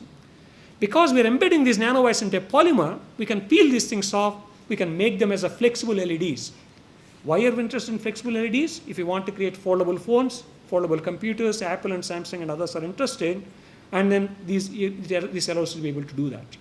In fact, Nikita Agrani recently demonstrated, in fact, this work only came out last month or so, replacing these metals with indium tin oxide and aluminum zinc oxide. And she was able to show that you can really be able to really fold these nanowire LEDs and then be able to really make the very bright light emission. It turns out also when you introduce a strain, also you can tune the emission wavelength of these LEDs as well. If you want to use these ones, you can also use them for strain measurements as well. If you are changing the wavelength, you can say that how much strain is introduced and then be able to use the strain sensors and other things as well. So that's what we're exploring. So what we found after 4 years of hard work of Nikita is that it is not actually the metal losses which are a problem. It's the contact resistance between the semiconductor and then the metal we are putting. And the contact resistance is creating a lot of heat when you're injecting current. Heat is a killer problem. So now we are really re-looking at these devices and redesigning these ones with the hope that we'll be able to really demonstrate electrical injected nanowire. It's a still unsolved problem. And I'm hoping in a year's time or so, we'll be able to really solve this particular problem also. Because particularly industry is particularly keen on this particular type of lasers. So now let me move from lasers and LEDs to other technologies, which I will probably try to rush a bit now, because I know that there are lots of, particularly Vice Chancellor sitting here, I don't want to take up too much of his time, but I'll do my best. Terahertz radiation. Why we are interested in terahertz radiation? Terahertz radiation is really falls between electronics and photonics. It's like in electronics, we talk about microwaves and radio frequencies and millimeter waves. In optics or photonics, we talk about ultraviolet light, visible light, and infrared light. And terahertz forms in between these two fields of electronics and photonics. Why are you interested? Many chemical molecules and biomolecules and others have got signatures in the terahertz parts of the electromagnetic spectrum. I'm giving an example of a lactose, monohydrate, and anhydrate, inclusive many explosives. I know Professor Soma Venugopal Rao is here and he's looking at lots of explosives. They got signatures in the electromagnetic terahertz parts of the electromagnetic spectrum. So that's why security people and defense people are interested in be able to detect the standoff detection and other things. People want to use terahertz radiation. Most interestingly also, terahertz radiation is reflected by metals. Nowadays in the airports, we don't use X-rays anymore because X-rays are ionizing radiation. Whereas terahertz radiation is non-ionizing radiation. That's why we're using, when you go to this cube thing, that's a box which you go into, you're using terahertz imaging. It's used for biomedical imaging applications, including cancer detection, and you can use it for wireless communications and also even detection of water content in the leaves so that you only water the crops when they need to be. Just to give an idea, 1 terahertz is about 300 microns in wavelength. Just to remind you, blue light wavelength is 400 nanometers. There's approximately 1,000 times difference in the wavelength between terahertz radiation and the visible light, just to give an idea. This is a work jointly with my colleagues at Oxford University, Professor Michael Johnston, Professor Laura Hertz's group. This is the work of my student, Dr. Kunpang, who is at Oxford University as a postdoc. During our PhD, Kunpang has taken these nanowires and tried to make these terahertz detectors. We want to create a high-resolution terahertz detectors so that you can do the high-resolution imaging. We take this nanowire and transfer into a quartz substrate because quartz is transmitted to the terahertz radiation, and put some contacts using electron beam lithography like we have done for LEDs or so. And then we excite this nanowire with a laser pulse, generate photocarriers like electron hole pairs, and then you come with the terahertz pulse. The electric field of the terahertz pulse is the one which separates these carriers, and you measure the current, photocurrent in this particular case. If you can extract the current as a function of time, you can extract the electric field of the terahertz pulse as a function of time, and also conductivity to the nanowire itself. Initially, we were using terahertz spectroscopy to really measure the conductivity of the nanowires in a non-contact way. That's where we got the idea, can we be able to make a single nanowire terahertz detectors or not? Again, to cut the long story short, during our PhD, Kunpang has demonstrated single nanowire gallium arsenide nanowire terahertz detectors and indium phosphide terahertz detectors. And I'm giving an example of the indium phosphide. As I was mentioning earlier to our young colleague here, Prem, and the wavelength of this terahertz radiation is 300 microns, and then the nanowires are only 8 microns long. That means I need to couple the light efficiently. That's where you end up using these nano antennas. We call them as a bow tie antennas. They look like a bow tie. The nanowire is here, for example. You can see the electric field as a function of time, nanowire detector, simulations expected one, and the bulk reference showing that they're really performing as good as the bulk ones, but they're much, much smaller than the bulk detectors. If you take the fast Fourier transform of this time domain, you end up getting the frequency domain. You can see they also got a broad bandwidth up to 2 terahertz or so with excellent signal to noise ratio.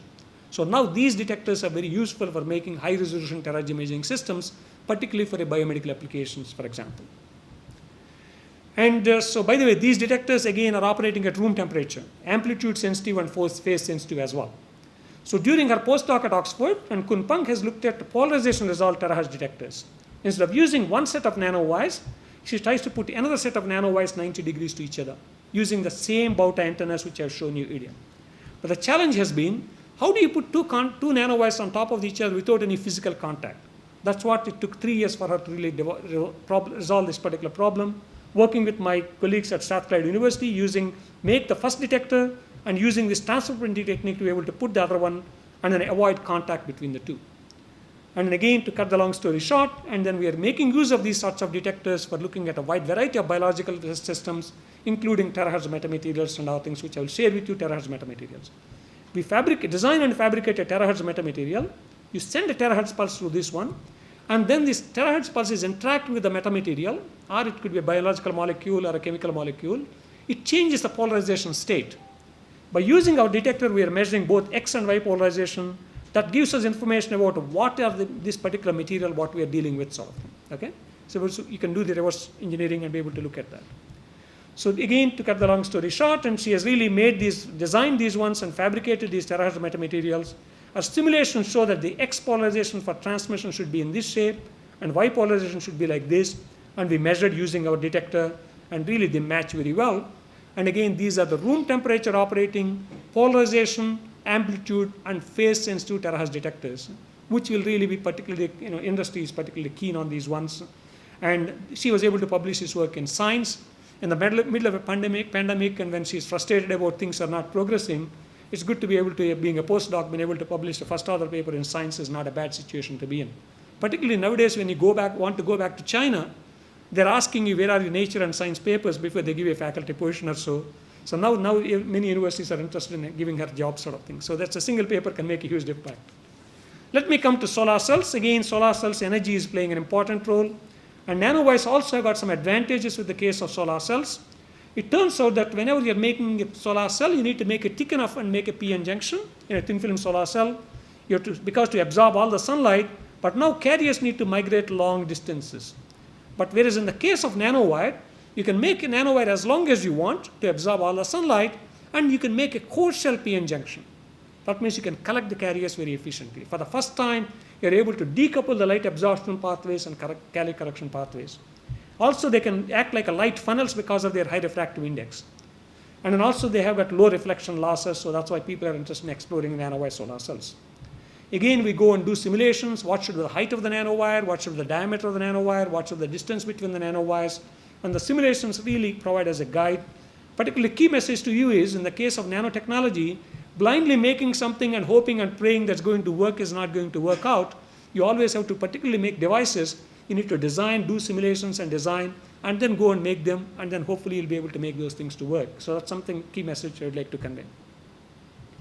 You can see this is the work of Dr. Viduraj, who is now my student now, who is a postdoc at Glasgow University. In this case, he has made this P-type indium phosphide nanowires, and then coated this as N-type zinc oxide and aluminum zinc oxide by using atomic layer deposition. Because atomic layer deposition is a very conformal coating technique that allows us to be able to make these p-n junctions which are laterally, right? Core shell structures which I mentioned. We're able to demonstrate 17% efficient solar cells, but also to make contacts and other things, we again fill this with the polymer. Again, we can peel these solar cells off from the substrate. We can make them as a flexible solar cells. In the future, we want to be able to really provide you these ones on our backpack, be able to really charge your electronic devices you are walking around and other things, particularly for soldiers and others in the field. They carry huge battery packs and other things, and they will be able to charge their electronic devices while they are in the field and other things going to make an important role. That's why we're interested in exploring these ones. Another topic, while solar cells are great, but you cannot use them during nighttime, right? You need to have a storable energy. That means you need to use batteries and other things. So that's why nowadays people are talking about hydrogen economy. And hydrogen is seen as a storable, transportable, and clean energy source. So we are using this so-called photoelectrochemical cells or photocatalysis. We take a semiconductor as a photoanode, and a metal like a platinum or nickel or one of those metals as a cathode. We shine light on top of this photoanode, generate electron-hole pairs. Holes go and oxidize water to generate protons.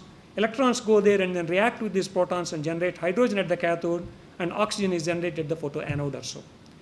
One of the problems is that either these photoanodes or photocathodes, either they are efficient but not stable, or they are stable but not efficient, and if both are, they are too expensive. So how do we be able to really get highly stable, highly efficient, and low-cost electrodes which we can make use of? That's what we're working towards.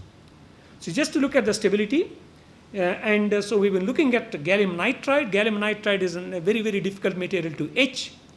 And so we said we typically use plasma etching to be able to etch these structures. We said, okay, let us look at and see gallium nitride, can it be stable in these conditions? Even the difficult material to etch in gallium nitride, when you use gallium nitride as a photoanodes, the photooxidative corrosion is huge. They start degrading very, very quickly. We had to coat this with the cobalt oxide as a co-catalyst and also as a surface passivant. And by doing that one, we're able to show in this work, we can really make use of these ones and be able to make a stable, photoanodes in order to be able to stabilize these ones using there's a combination of materials. We're exploring wide variety of other materials like indium phosphide. Indium phosphide is more efficient than gallium nitride because gallium nitride only absorbs the UV light, but indium phosphide absorbs the visible light. But in that case also then we have to coat it with other materials so that you can stabilize these ones also. And nano sensors, again, people are working here, and Venugopal Rao and others. We've been again using these nanowires as nano sensors. And I know many of the students are working in these ones. By doing something called a glancing angle coating, and we are taking these indium phosphide nanowires, only one side of the nanowires we are coating with gold, so that you can be able to really so-called chemi-resistive sensors. We're able to show that these particular indium phosphide nanowires can be used to be able to detect NO2 up to 3 parts per billion operating at room temperature with very high selectivity. Lots of times these sensors, people have to operate them at high temperatures, which means their energy consumption and all these things becomes a nuisance. But our target is to be able to make sensitive and highly selective and room temperature operating sensors using these particular nanowires. Let me finish off with the last topic. And hopefully this topic is at least of interest to the Vice Chancellor, though I'm sure that he's interested in hearing about others. Hopefully this may be a bit more closer to his research. And we're working on a brain repair. So basically, all of us have got 80 billion neurons. It all depends on how we make use of them. And so then, of course, if you happen to get a brain damage due to accident or something, essentially what happens is that you are really breaking this neuronal network, you lose some of the functions. So we asked ourselves, can we be able to create a neural patch and be able to make these connections back or not? That's a hypothetical question. This is the work of Dr. Vinnie Gautam, who did her PhD from Jawaharlal Nehru Center in Bangalore. She came and worked in my group. Now she's a lecturer in biomedical engineering in Melbourne. But now she's returning back, leaving her permanent position in Melbourne to IISc Bangalore as an assistant professor in sense. Because of COVID, she realized that the family becomes really important. She's got a 2-year-old daughter. Grandparents could not see her. She decided that living in India is very important for her emotionally. She's now returning back. She's the one who did all this work. So Vinnie Gautam has spent 2 years in developing various protocols of growing of these neurons on top of these indium phosphide nanowires. What it turns out is when we are growing these neurons, you can see these neurites like to follow these patterns beautifully. These ordered patterns of these nanowires. You can see them, the dendrites really coming out of these axons or so, and really be able to look at that one and then see how can we engineer these neurons on these nanowires. I'm showing you just one neuronal cell. What will happen if we put multiple neuronal cells? Well, in this box is the one where you got these neuronal cells. You can see these green ones, and there's a cell body soma, and these neurites really following these patterns beautifully, these hexagonal square patterns and other things. If this grow these neurons on top of the indium phosphide, which is a planar surface, these neurons or neurites really make connections or axons and other things randomly. There's no pattern following or anything of that sort. Again, what Vinnie does is that she does something called calcium imaging, typically neuroscientists use. What we do is that we put some calcium dye. As and when neurons are firing action potentials, these ion channels are opened up, calcium ions passes through these ones, and then the fluorescent intensity of this calcium dye is dependent on the concentration of the calcium ions which are passing through these ones. These calcium ions are the ones which are really sending signals and other things, for example. And then we compare these neurons, she takes a video of these ones, and she looks at if this neuron is firing, what's happening to this neuron and these astrocytes, and try to create correlation maps. Is there any communication taking place with these ones or not? And then compares these neurons which are grown on plain glass substrates, typically neuroscientists use, and then the neurons which are grown on nanowires, for example. And again, you see that in the neurons which are grown on plain glass substrates, change in fluorescent intensity as a function of time. These neurons are all firing randomly. You see very little correlation. When the neurons which are grown on indium phosphide substrates, they're all firing at the same time, and change in fluorescence intensity is a function of time again. You can see the excellent correlation, indicating that in this neuronal network, there is some sort of a synchronized and correlated activities taking place. When Vinnie Gautam presented his work at a neuroscience conference in Melbourne about 4 years back, neuroscientists were quite excited about it, and we started asking question, what is its implications for this neuroscience and other things? And then they asked Vinnie what neurons you are growing. She said she is using mice neurons. They said, how about using human stem cells? So now we are taking the human stem cells from the Alzheimer's patients and the human stem cells from the healthy people, and then we are using CRISPR-Cas9 technology to be able to make different kinds of neurons. and then be able to create these so-called mini brains or organoids, and with and without a microglia introduction, and studying the signaling difference behavior between Alzheimer's patient organoids and healthy people, so that we'll be able to really differentiate these signals, applying the deep neural networks or artificial intelligence techniques to be able to differentiate these signals. Also using nanoelectrodes, which has been done by Dr. Vidraraj, who is at Glasgow, so that we can measure the signals from the single neuronal cells, also the entire network, and introduce these various drugs, and then see what type of drugs are really giving the signals very close to the healthy neurons, with a hope that we'll be able to help people with the Alzheimer's disease and other things with the aging population. That's becoming a really major issue for the global community. And also, even your parents cannot recognize you, it's heartbreaking to you. And also they need a lot of care because they cannot do anything because they may go and hurt themselves and other things as well. It's a huge health cost and other things.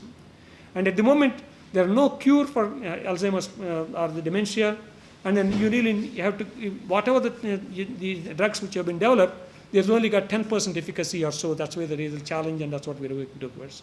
So I'm learning a lot about neuroscience, and I'm working with the neurobiologists, stem cell biologists, computer scientists. It's really a great multidisciplinary project, and we're learning a lot.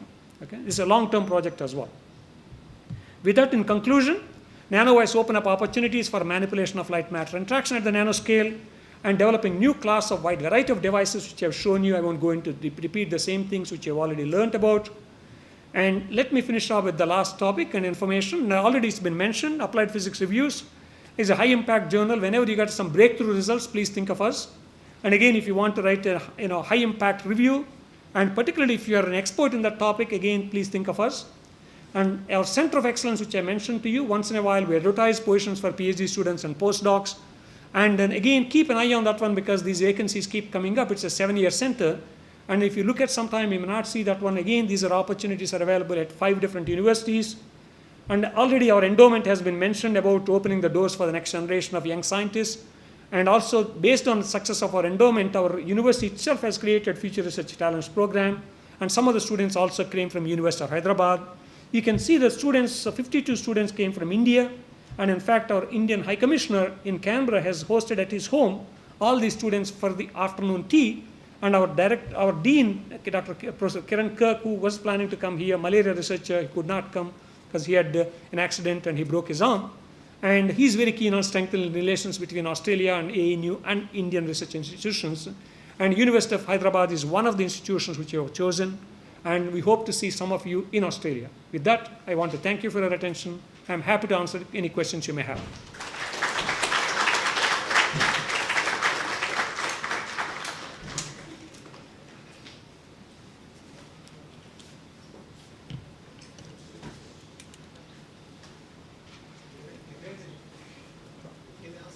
Please.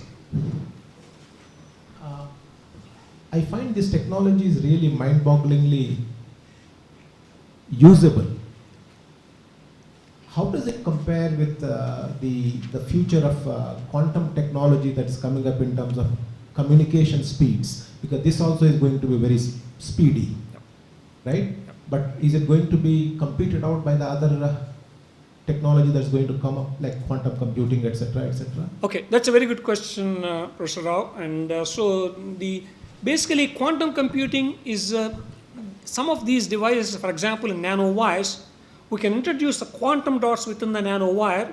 We can make single photon sources which are needed for quantum communications or so. So this technology is going to play an important role.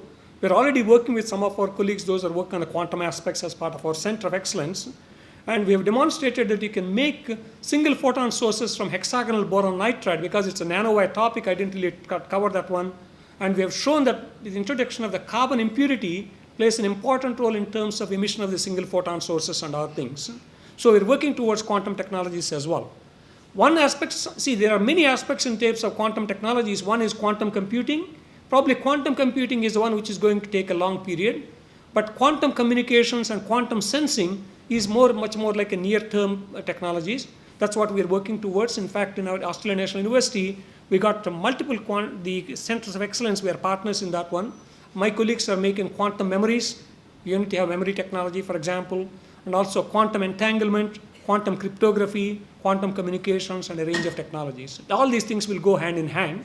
It's a matter of using these things. So this is again the key message to you is, first and you get the control over the structures which you're really making in a precisely atomically scaled control, and you understand the physics behind these structures, you can go and apply these ones for a range of applications. And I hope you got the message that how we are making use of, first we focused on how to really be able to get atomically perfect nanostructures, and then go and apply them for a range of applications. So the both can go hand in hand as well. And I think that's a very good question, and I think we are exploring those options as well. Thank you.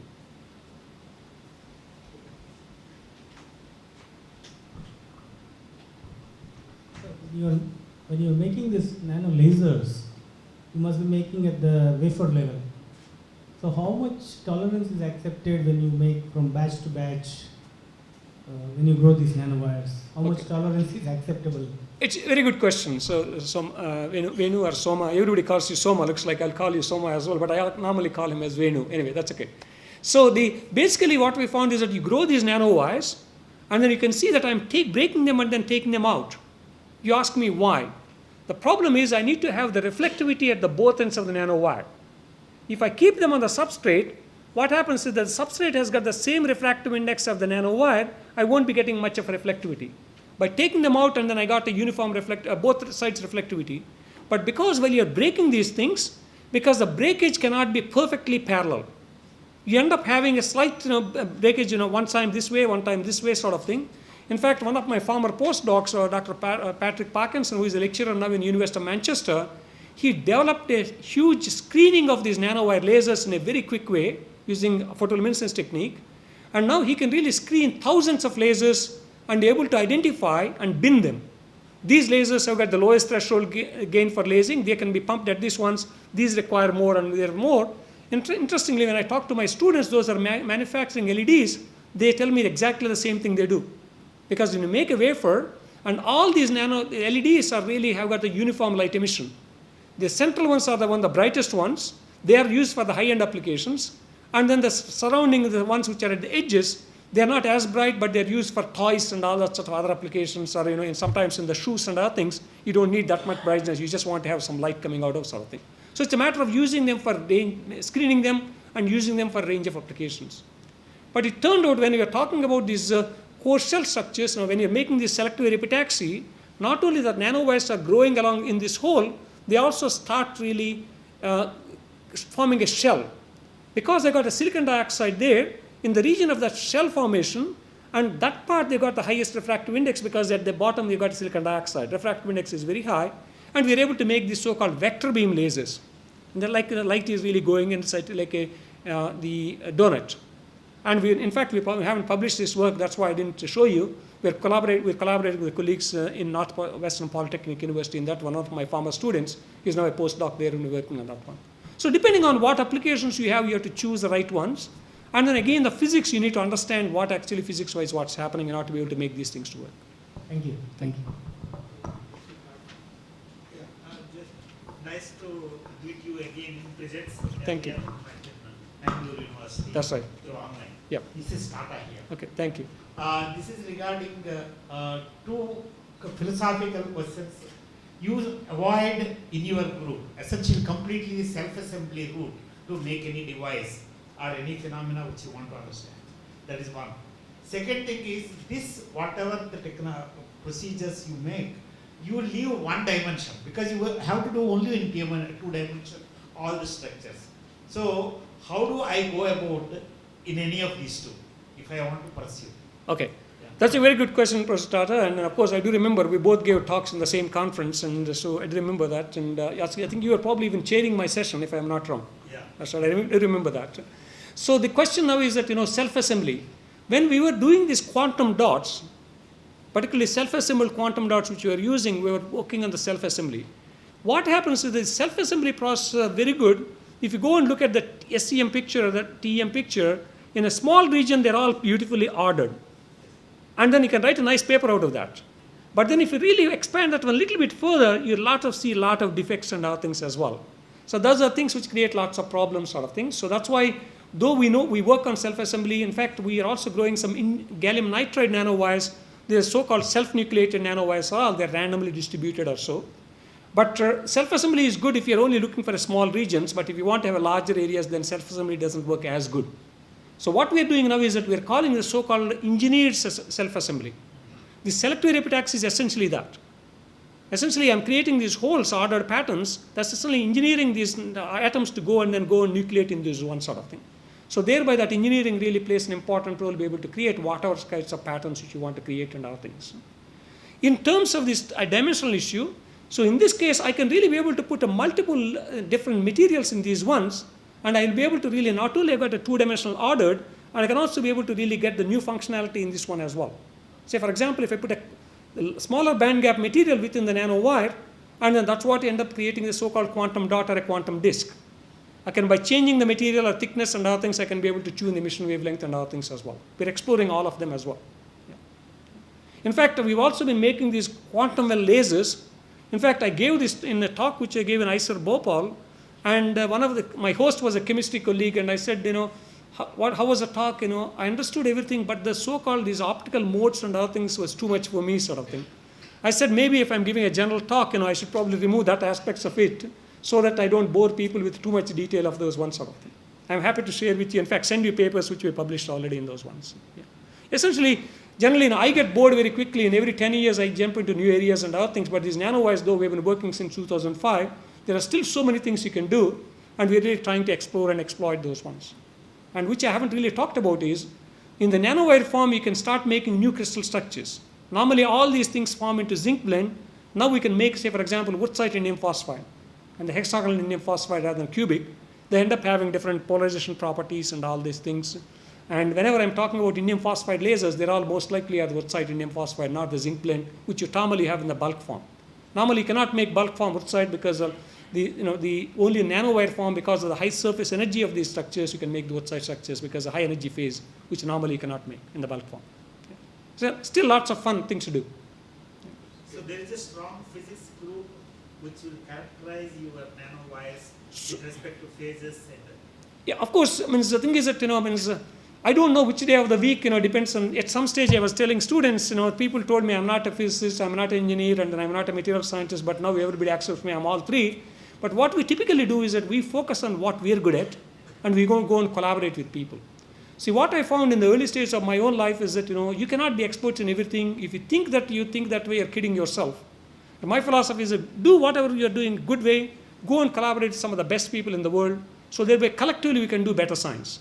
That's been my philosophy, and that's how I collaborate with people from Scandinavia to South Africa to Brazil to North America to Russia, and I covered the full spectrum, and it's been great fun.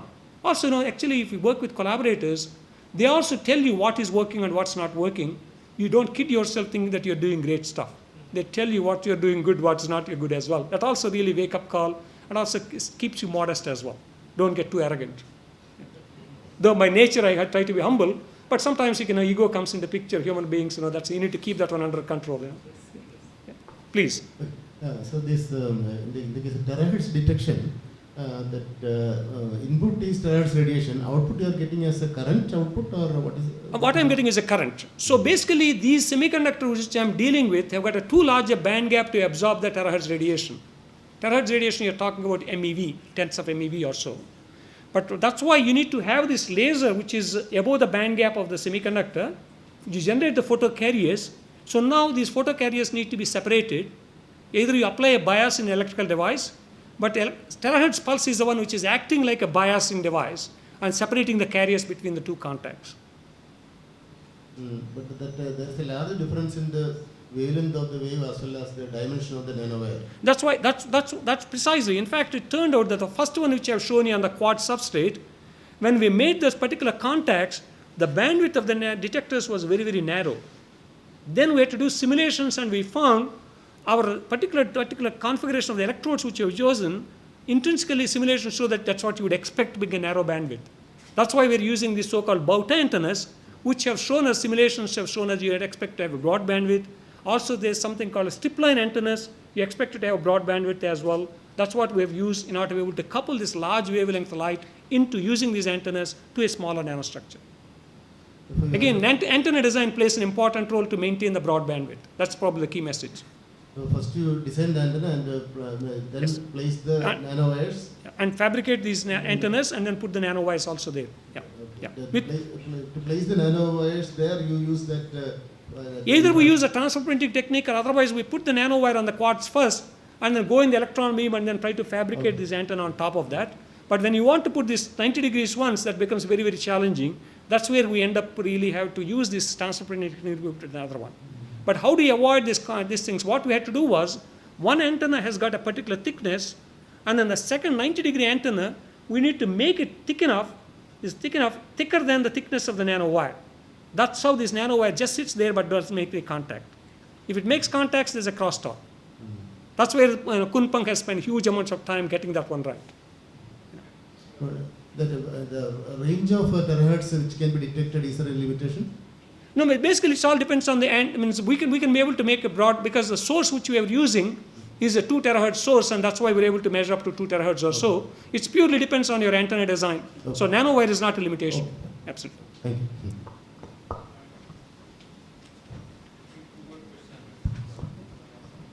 So there are lots of students out there. Nobody is asking any questions. Lots of questions our students want to ask. So in that case, anyway, we should give some opportunity for students. So they are our future. Yeah, yes, please. I think first we'll give opportunity to them. That's okay. You go ahead and ask. If no microphone is with you, we'll save some time. Okay. Thank you very much for a nice lecture. Thank you. So I have one technical doubt and 2 comments. One is this: when you are trying to do laser by electronic excitation, and you said rightly, I was also thinking contact resistance may be there, and you also said same thing. That also implies that there is a Schottky contact, because this metal you are keeping, if there is a contact resistance, it may be a Schottky also. So what is the contribution of that Schottky in the diode curve what we are seeing is my doubt. Okay. The question is that if I make Schottky, what I would expect to have is a back-to-back Schottky type diode behavior. It doesn't show that one. What it is telling me is that I'm making ohmic contacts, but I'm making a lousy ohmic contacts. So you are confirming it's ohmic contacts. It's ohmic, but the problem is that they're not as good as I would like it to be. Okay. That's what is really limiting factor. Okay, thank you. So basically, as you know that you can make ohmic contacts, not every ohmic contact has got the lowest resistance. That's where the optimization of these things come into picture. And so that's where the heat is generated. Because remember, lasers, you need to pump large amounts of current to be able to create population inversion. In LED, the amount of current you put is very small. Higher the amount of current you're generating, higher amount of heat you're generating. Heat is a killer.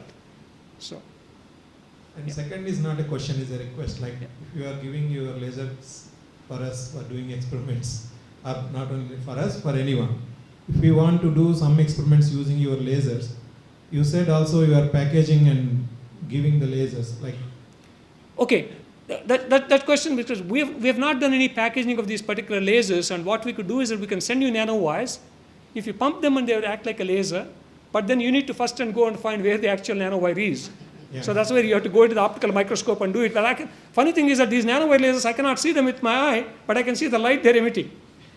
So that's the beauty of these particular nanostructures or so. No. But packaging is we don't have MOCVD, but remaining part we have, suppose. Yeah. So we can get the laser structures from you. We can send you laser structures. That's not a major issue. Yeah. And depending on what you're doing, but since you are an expert in the radiation hardness, we have also shown that when you take the indium gallium arsenide nanowire detectors, we have shown by radiation, radiating with the ion implantation, protons and other various species, we have shown that these nanowires also have got a very high radiation resistance.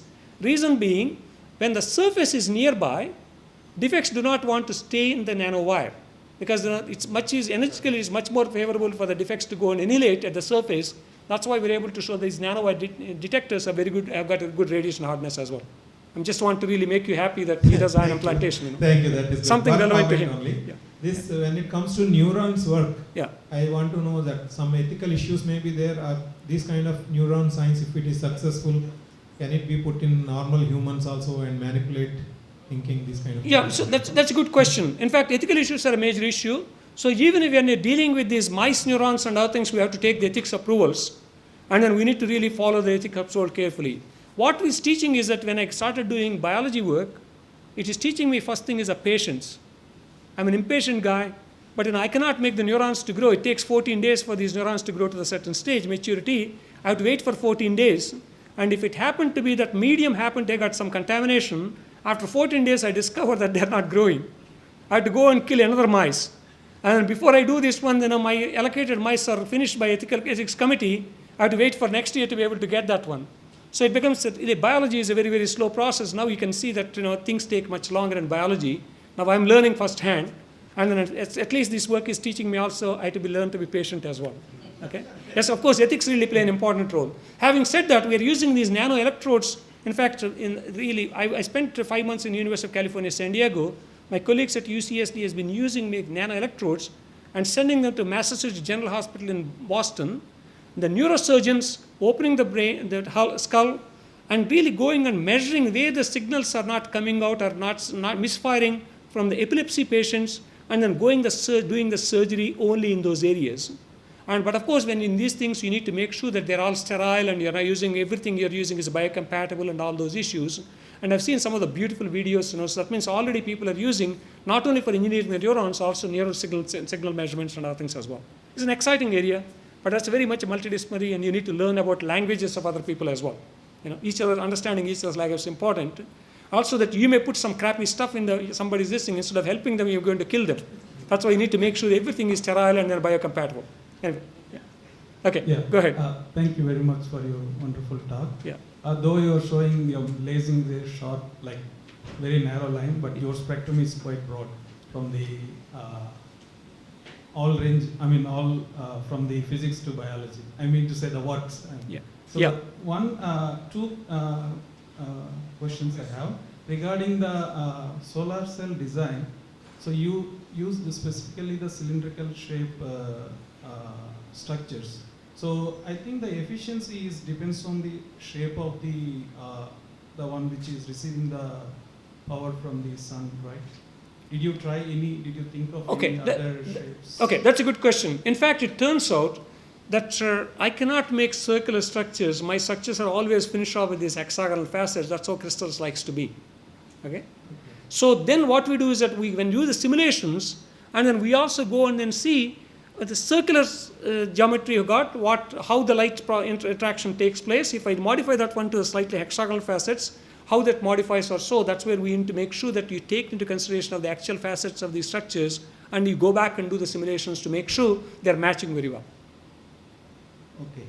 Okay. Yeah. Yeah. And second question is that when you're, contact with the metal, did you try simply coating the facet itself, both ends of the nanowires? So the challenge is that, see, how do you make contacts to these ones? If you do electron beam lithography, and most of the time you end up putting them on the top of these ones. But in the case of VLS growth process, already gold is sitting on the top as well. Sometimes in that case, that can also act like an electrode as well. Okay. Yeah, at least it's reflecting some of the light. Yeah, absolutely. That makes a cavity. Exactly. Thanks. And one is the air semiconductor interface gives its own reflectivity as well. Thank you. Yeah, good questions. Thank you. Yeah. Okay, students are really keen on it, and this is a fun part of it. Let's go ahead, guys. Sir, you were talking about measurement of lifetime measurement of nanowires. So are you really talking about the single nanowire lifetime? That was my first question. Okay. Then secondly, I have a question about flexible optoelectronics. Often we talk about applications of flexible optoelectronics, but what about the influence of strain on these microstructures or nanostructures, which is often ignored? So are these nanowires flexible?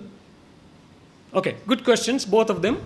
And then these spectroscopy which we are doing is a single nanowire spectroscopy. And originally we were doing the multiple nanowires. That means everything is broadening out. And in fact, the single nanowire spectroscopy in my collaborators' laboratory at University of Cincinnati, in Professor Howard Jackson and then Professor Lee Smith's group. And I didn't put any of the single particular, much more detailed work has been done.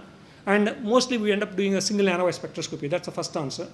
The second question is a good one as well. When you talk about the flexible optoelectronics, and you always have to introduce the strain issues. But what in fact we have done some in situ transmission electron microscope images, taking these nanowires and bring a punch. And of course, Professor Ganeshram Krishna is expert in these mechanical properties. I should not be talking in front of him. So what we do is that we press these ones. Whenever the nanowires are really smaller in diameter, you can introduce huge amounts of strain. You can even bend them like a U. But as they're increasing the diameter of the nanowires, then they behave more like a closer to the bulk properties, and I cannot introduce huge amounts of strain. What we also found is that when you're doing these things, if you partially break these nanowires and you remove the pressure, they recover back, and then in fact, they cannot even tell you where the actual break is taken place. Of course, we are doing this in the vacuum. In the wear means it will probably oxidize us and you'll be able to identify. In the vacuum, we are doing this when you don't even see where that has happened, sort of thing. So some sort of a self-healing process, which we talk about, something as well. Again, this work we have done with Professor Liao's group at the University of Sydney, and then he does lots of these in situ measurements and other things, and that's why we publish those works in Nano Letters or so. You can look out on that one, and I'm happy to send you. Coming back to if you put in this, of course, if I say that mechanical properties are good, but also if you're introducing strain, it changes the band structure as well. So that changes the emission wavelength as well. So in fact, that's what we found in that particular paper, which has been published last month, it is a Granis work. There we have shown that by changing the strain, you can tune the emission wavelength. So this can be a nuisance sometimes. It could be advantageous for sometimes, depending on what you're doing. I can use these LEDs for strain measurements, for example, essentially change how much of the wavelength is shifting. I can go and say how much strain has been introduced in the particular system and other things. Yeah. Hello, sir. Yeah. In starting, you told about these solar cells. So I think the thermoelectric generators is a good option compared to the solar cells. So because this is a good light harvesting devices, so why not giving attention on these devices? Like okay. So already people are telling me that you work on too many areas, sort of thing. Anyway, taking it seriously. But there, the thermoelectrics, what you have to do is that you have to really engineer the photon properties to reduce the thermal conductivity, increase the electrical conductivity. Okay, that's how the figure of merit will be determined. What we are doing is that we are making something called these twinning superlattices. That's allowing us to be able to really tune the photon engineering so that we'll be able to control the thermal conductivity so that we can use it for thermoelectric applications as well. In fact, one of the collaborators there is a University of Basel. They are the ones those are measuring the thermal conductivity from these twinning superlattices and other things. We are working with them, but that's something which means they are taking. It's a bit of a slow process because the ability to be able to tune these twinning superlattices and other things, you need to be able to change the thickness of these superlattices and other things. It's a time-consuming process. That's what we are working towards. Ultimately, you have to do photon engineering to be able to control the thermal conductivity. And the problem is that thermal conductivity and electrical conductivity, there's a couple in that equation, there's a coupled process which takes place. You cannot independently tune one over the other. And we're hoping that by using our nanowires and doping them and changing these superlattice structures, we'll be able to engineer them separately. Good question. Yeah. Of course, there's a lot of heat is generated, and you want to you make use of that heat for electricity generation as well. But most of the thermoelectrics still are not as efficient as you would like them to be. And people have shown, like Millie Dresselhaus from MIT and others, have shown these nanowire, like bismuth nanowires and others, they have shown figure of merit is much better or so. That's why we're exploring and then see as these semiconductor nanowires are any good for that purpose or not. Actually, sir, I'm making like a good absorber surface by only laser, using only laser. So on that, sir, like I want to increase that absorbing power of that surface. So can I do on that growing the nanowires on that surface? So if you want to grow the nanowires on those surfaces, it depends on where nucleation is taking place. In principle, you should be able to put some of these nanoparticles like gold and you're able to nucleate them. But important thing is that interface is how good and how bad that is. Will determine whether they're going to grow straight or grow at different angles and other things. So I want to that all the nanowires in one direction, sir. Yeah, no. That means you need to have the good crystallographic relationship between the substrate and then the nanowire. By the way, if I grow these nanowires on 1,0,0 substrate, which we typically use, these nanowires will be at this angle because they prefer to grow in a 1,1,1 orientation. Because that's the lowest energy surface orientation. If you want to make them to be straight, I have to use 1,1,1 substrates. Again, that crystallographic relationship plays an important role. Yeah, that's fine. No, sorry. Yeah. Sir, I have a small question. Like you have used the nanowires for detecting terahertz radiation also. So can we use the same technology to even generate the terahertz radiation? Good question. Good question. Because it's similar to the photoconductive antenna technology. Yeah. Good question. But the only thing is that in that case, you need to have the good volume of the material in order to be able to generate the higher powers. In fact, we have been working on the terahertz sources and detectors for a long time. And what we do is that we do the ion implantation to be able to tune the lifetimes of these materials. What you want to have for a terahertz source is the material need to be, good mobility need to be there. Pure materials and good quality crystals have got very good mobility, but they are also long lifetimes. So what we end up doing is that we do the ion implantation to be able to introduce the defects in a controlled way, and by reducing the lifetimes without killing the mobility. That's what we have done by doing implantation and annealing, and we published lots of papers in terms of using those terahertz sources. And because these nanowires are not really they are not able to generate you as high power as you would like it to be, we end up using these thin film layers of these terahertz sources. But this, because you want to have the high resolution detection, that's why we're using these nanowires for that particular thing. Again, you have to use anything which you've got. Does it make sense or not? Is it going to be better than what you got or not? If you're not able to make anything better than what you got, then you ask the question, why are you spending all this time for just exploring something, but it's not going to help you? That's why you need to think, and also you need to look at the physics behind various processes you're looking at as well. I think... Okay, we'll catch up. I know, see, Professor Ghanshyam Krishna is really worried that we are wasting a lot of vice chancellors' You've been time. standing for 3 hours. No, I'm fine. So anyway, last question. In one of your slide, you shown a nano rod of size few micron, and you are irradiating that particular nano rod with a laser. So what is the size of that, spot size of laser? Good question. So it's very interesting that when you're making these lasers, you need to make sure that you got a uniform pumping of these lasers. Because non-uniformity means one part acts like a gain and one part acts like a lossy medium. That means you'll never be able to make these things to work. What we end up using, we use a cylindrical lens, and to make sure that these nanowires are uniformly pumped, so that you don't have these loss and gain parts of the same nanowire, for example. That's very important also in order to make these nanowires to work as lasers. 2D materials, those are very good candidates for this optoelectronics. So can we use that for generating these nanowires? So it's interesting that people have been using the 2D materials and then trying to put the 2D materials on top of these nanowires and be able to really bend these things and try to understand the strain changes and how they're changing the optical properties and all these sorts of things. And in fact, we're working with some colleagues at RMIT University, and I think one of you are interacting with them. And then we are really trying to bring the 2D materials and nanowires together. And we work on 2D materials only mainly hexagonal boron nitride, because our MOCD reactor has got a gallium nitride machine, and I can make use of them. But again, in MOCD reactors, these are $2 to $3 million machines. I cannot introduce everything under the sun. That means it loses integrity of these things. I cannot make devices. Okay? That's why we end up collaborating with colleagues, those who are already making those ones. Thank you. I think we should thank Professor Jagadish for an exhilarating session. I request our Vice Chancellor to present mementos.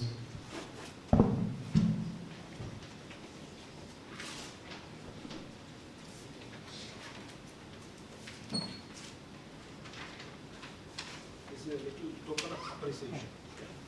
Thank you very much. Thank you.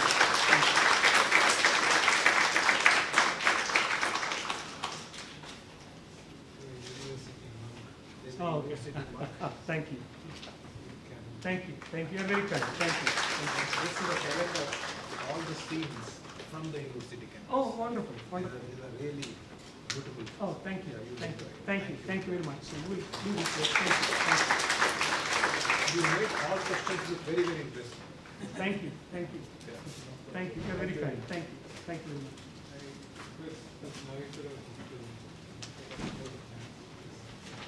Thank you. No, I'm fine. I'm fine. See, talking to students is always fun. Thank you.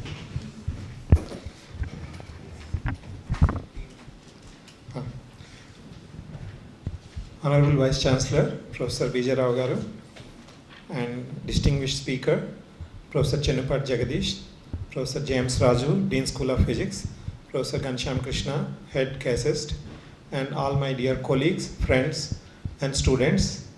This is a privilege for me to propose vote of thanks on this occasion, this evening. It's a very wonderful lecture, I think all of you will agree. And I would like to specially thank today our speaker. I don't feel like calling guest speaker, our own speaker, Professor Chennupati Jagadish, for giving a wonderful lecture and for inspiring all our students and for taking all the efforts for coming here for his valuable time, with a request to make University of Hyderabad as a permanent entry on your itinerary whenever you come to India. And I special thanks to Professor B.J. Rao Garu, Vice Chancellor, for gracing this occasion, and not only for supporting, but for here entire lecture you have spent your valuable time. It's very good. Thank you very much. And for all the support you have extended for this. And I thank Dean, School of Physics, Professor James Raju, for all the support and for being with us all the time, for hosting this. And Professor Ghanshyam Krishna for taking all the efforts from the beginning. And I also thank Head Assist, Professor Ghanshyam Krishna, because Head Assist I said for supporting financially for the program. And I thank International Office, Professor Shiv Kumar and his office. And I thank PRO office for their efforts, and administration, all the administrative people, and all my colleagues, teachers, students particularly for coming in large number, and students, scholars, all the participants, and all the non-teaching, teaching staff who has been helped us in this. I thank all those who have directly or indirectly helped. If I forgot any name, please excuse me. Thank you so much. Thank you, sir.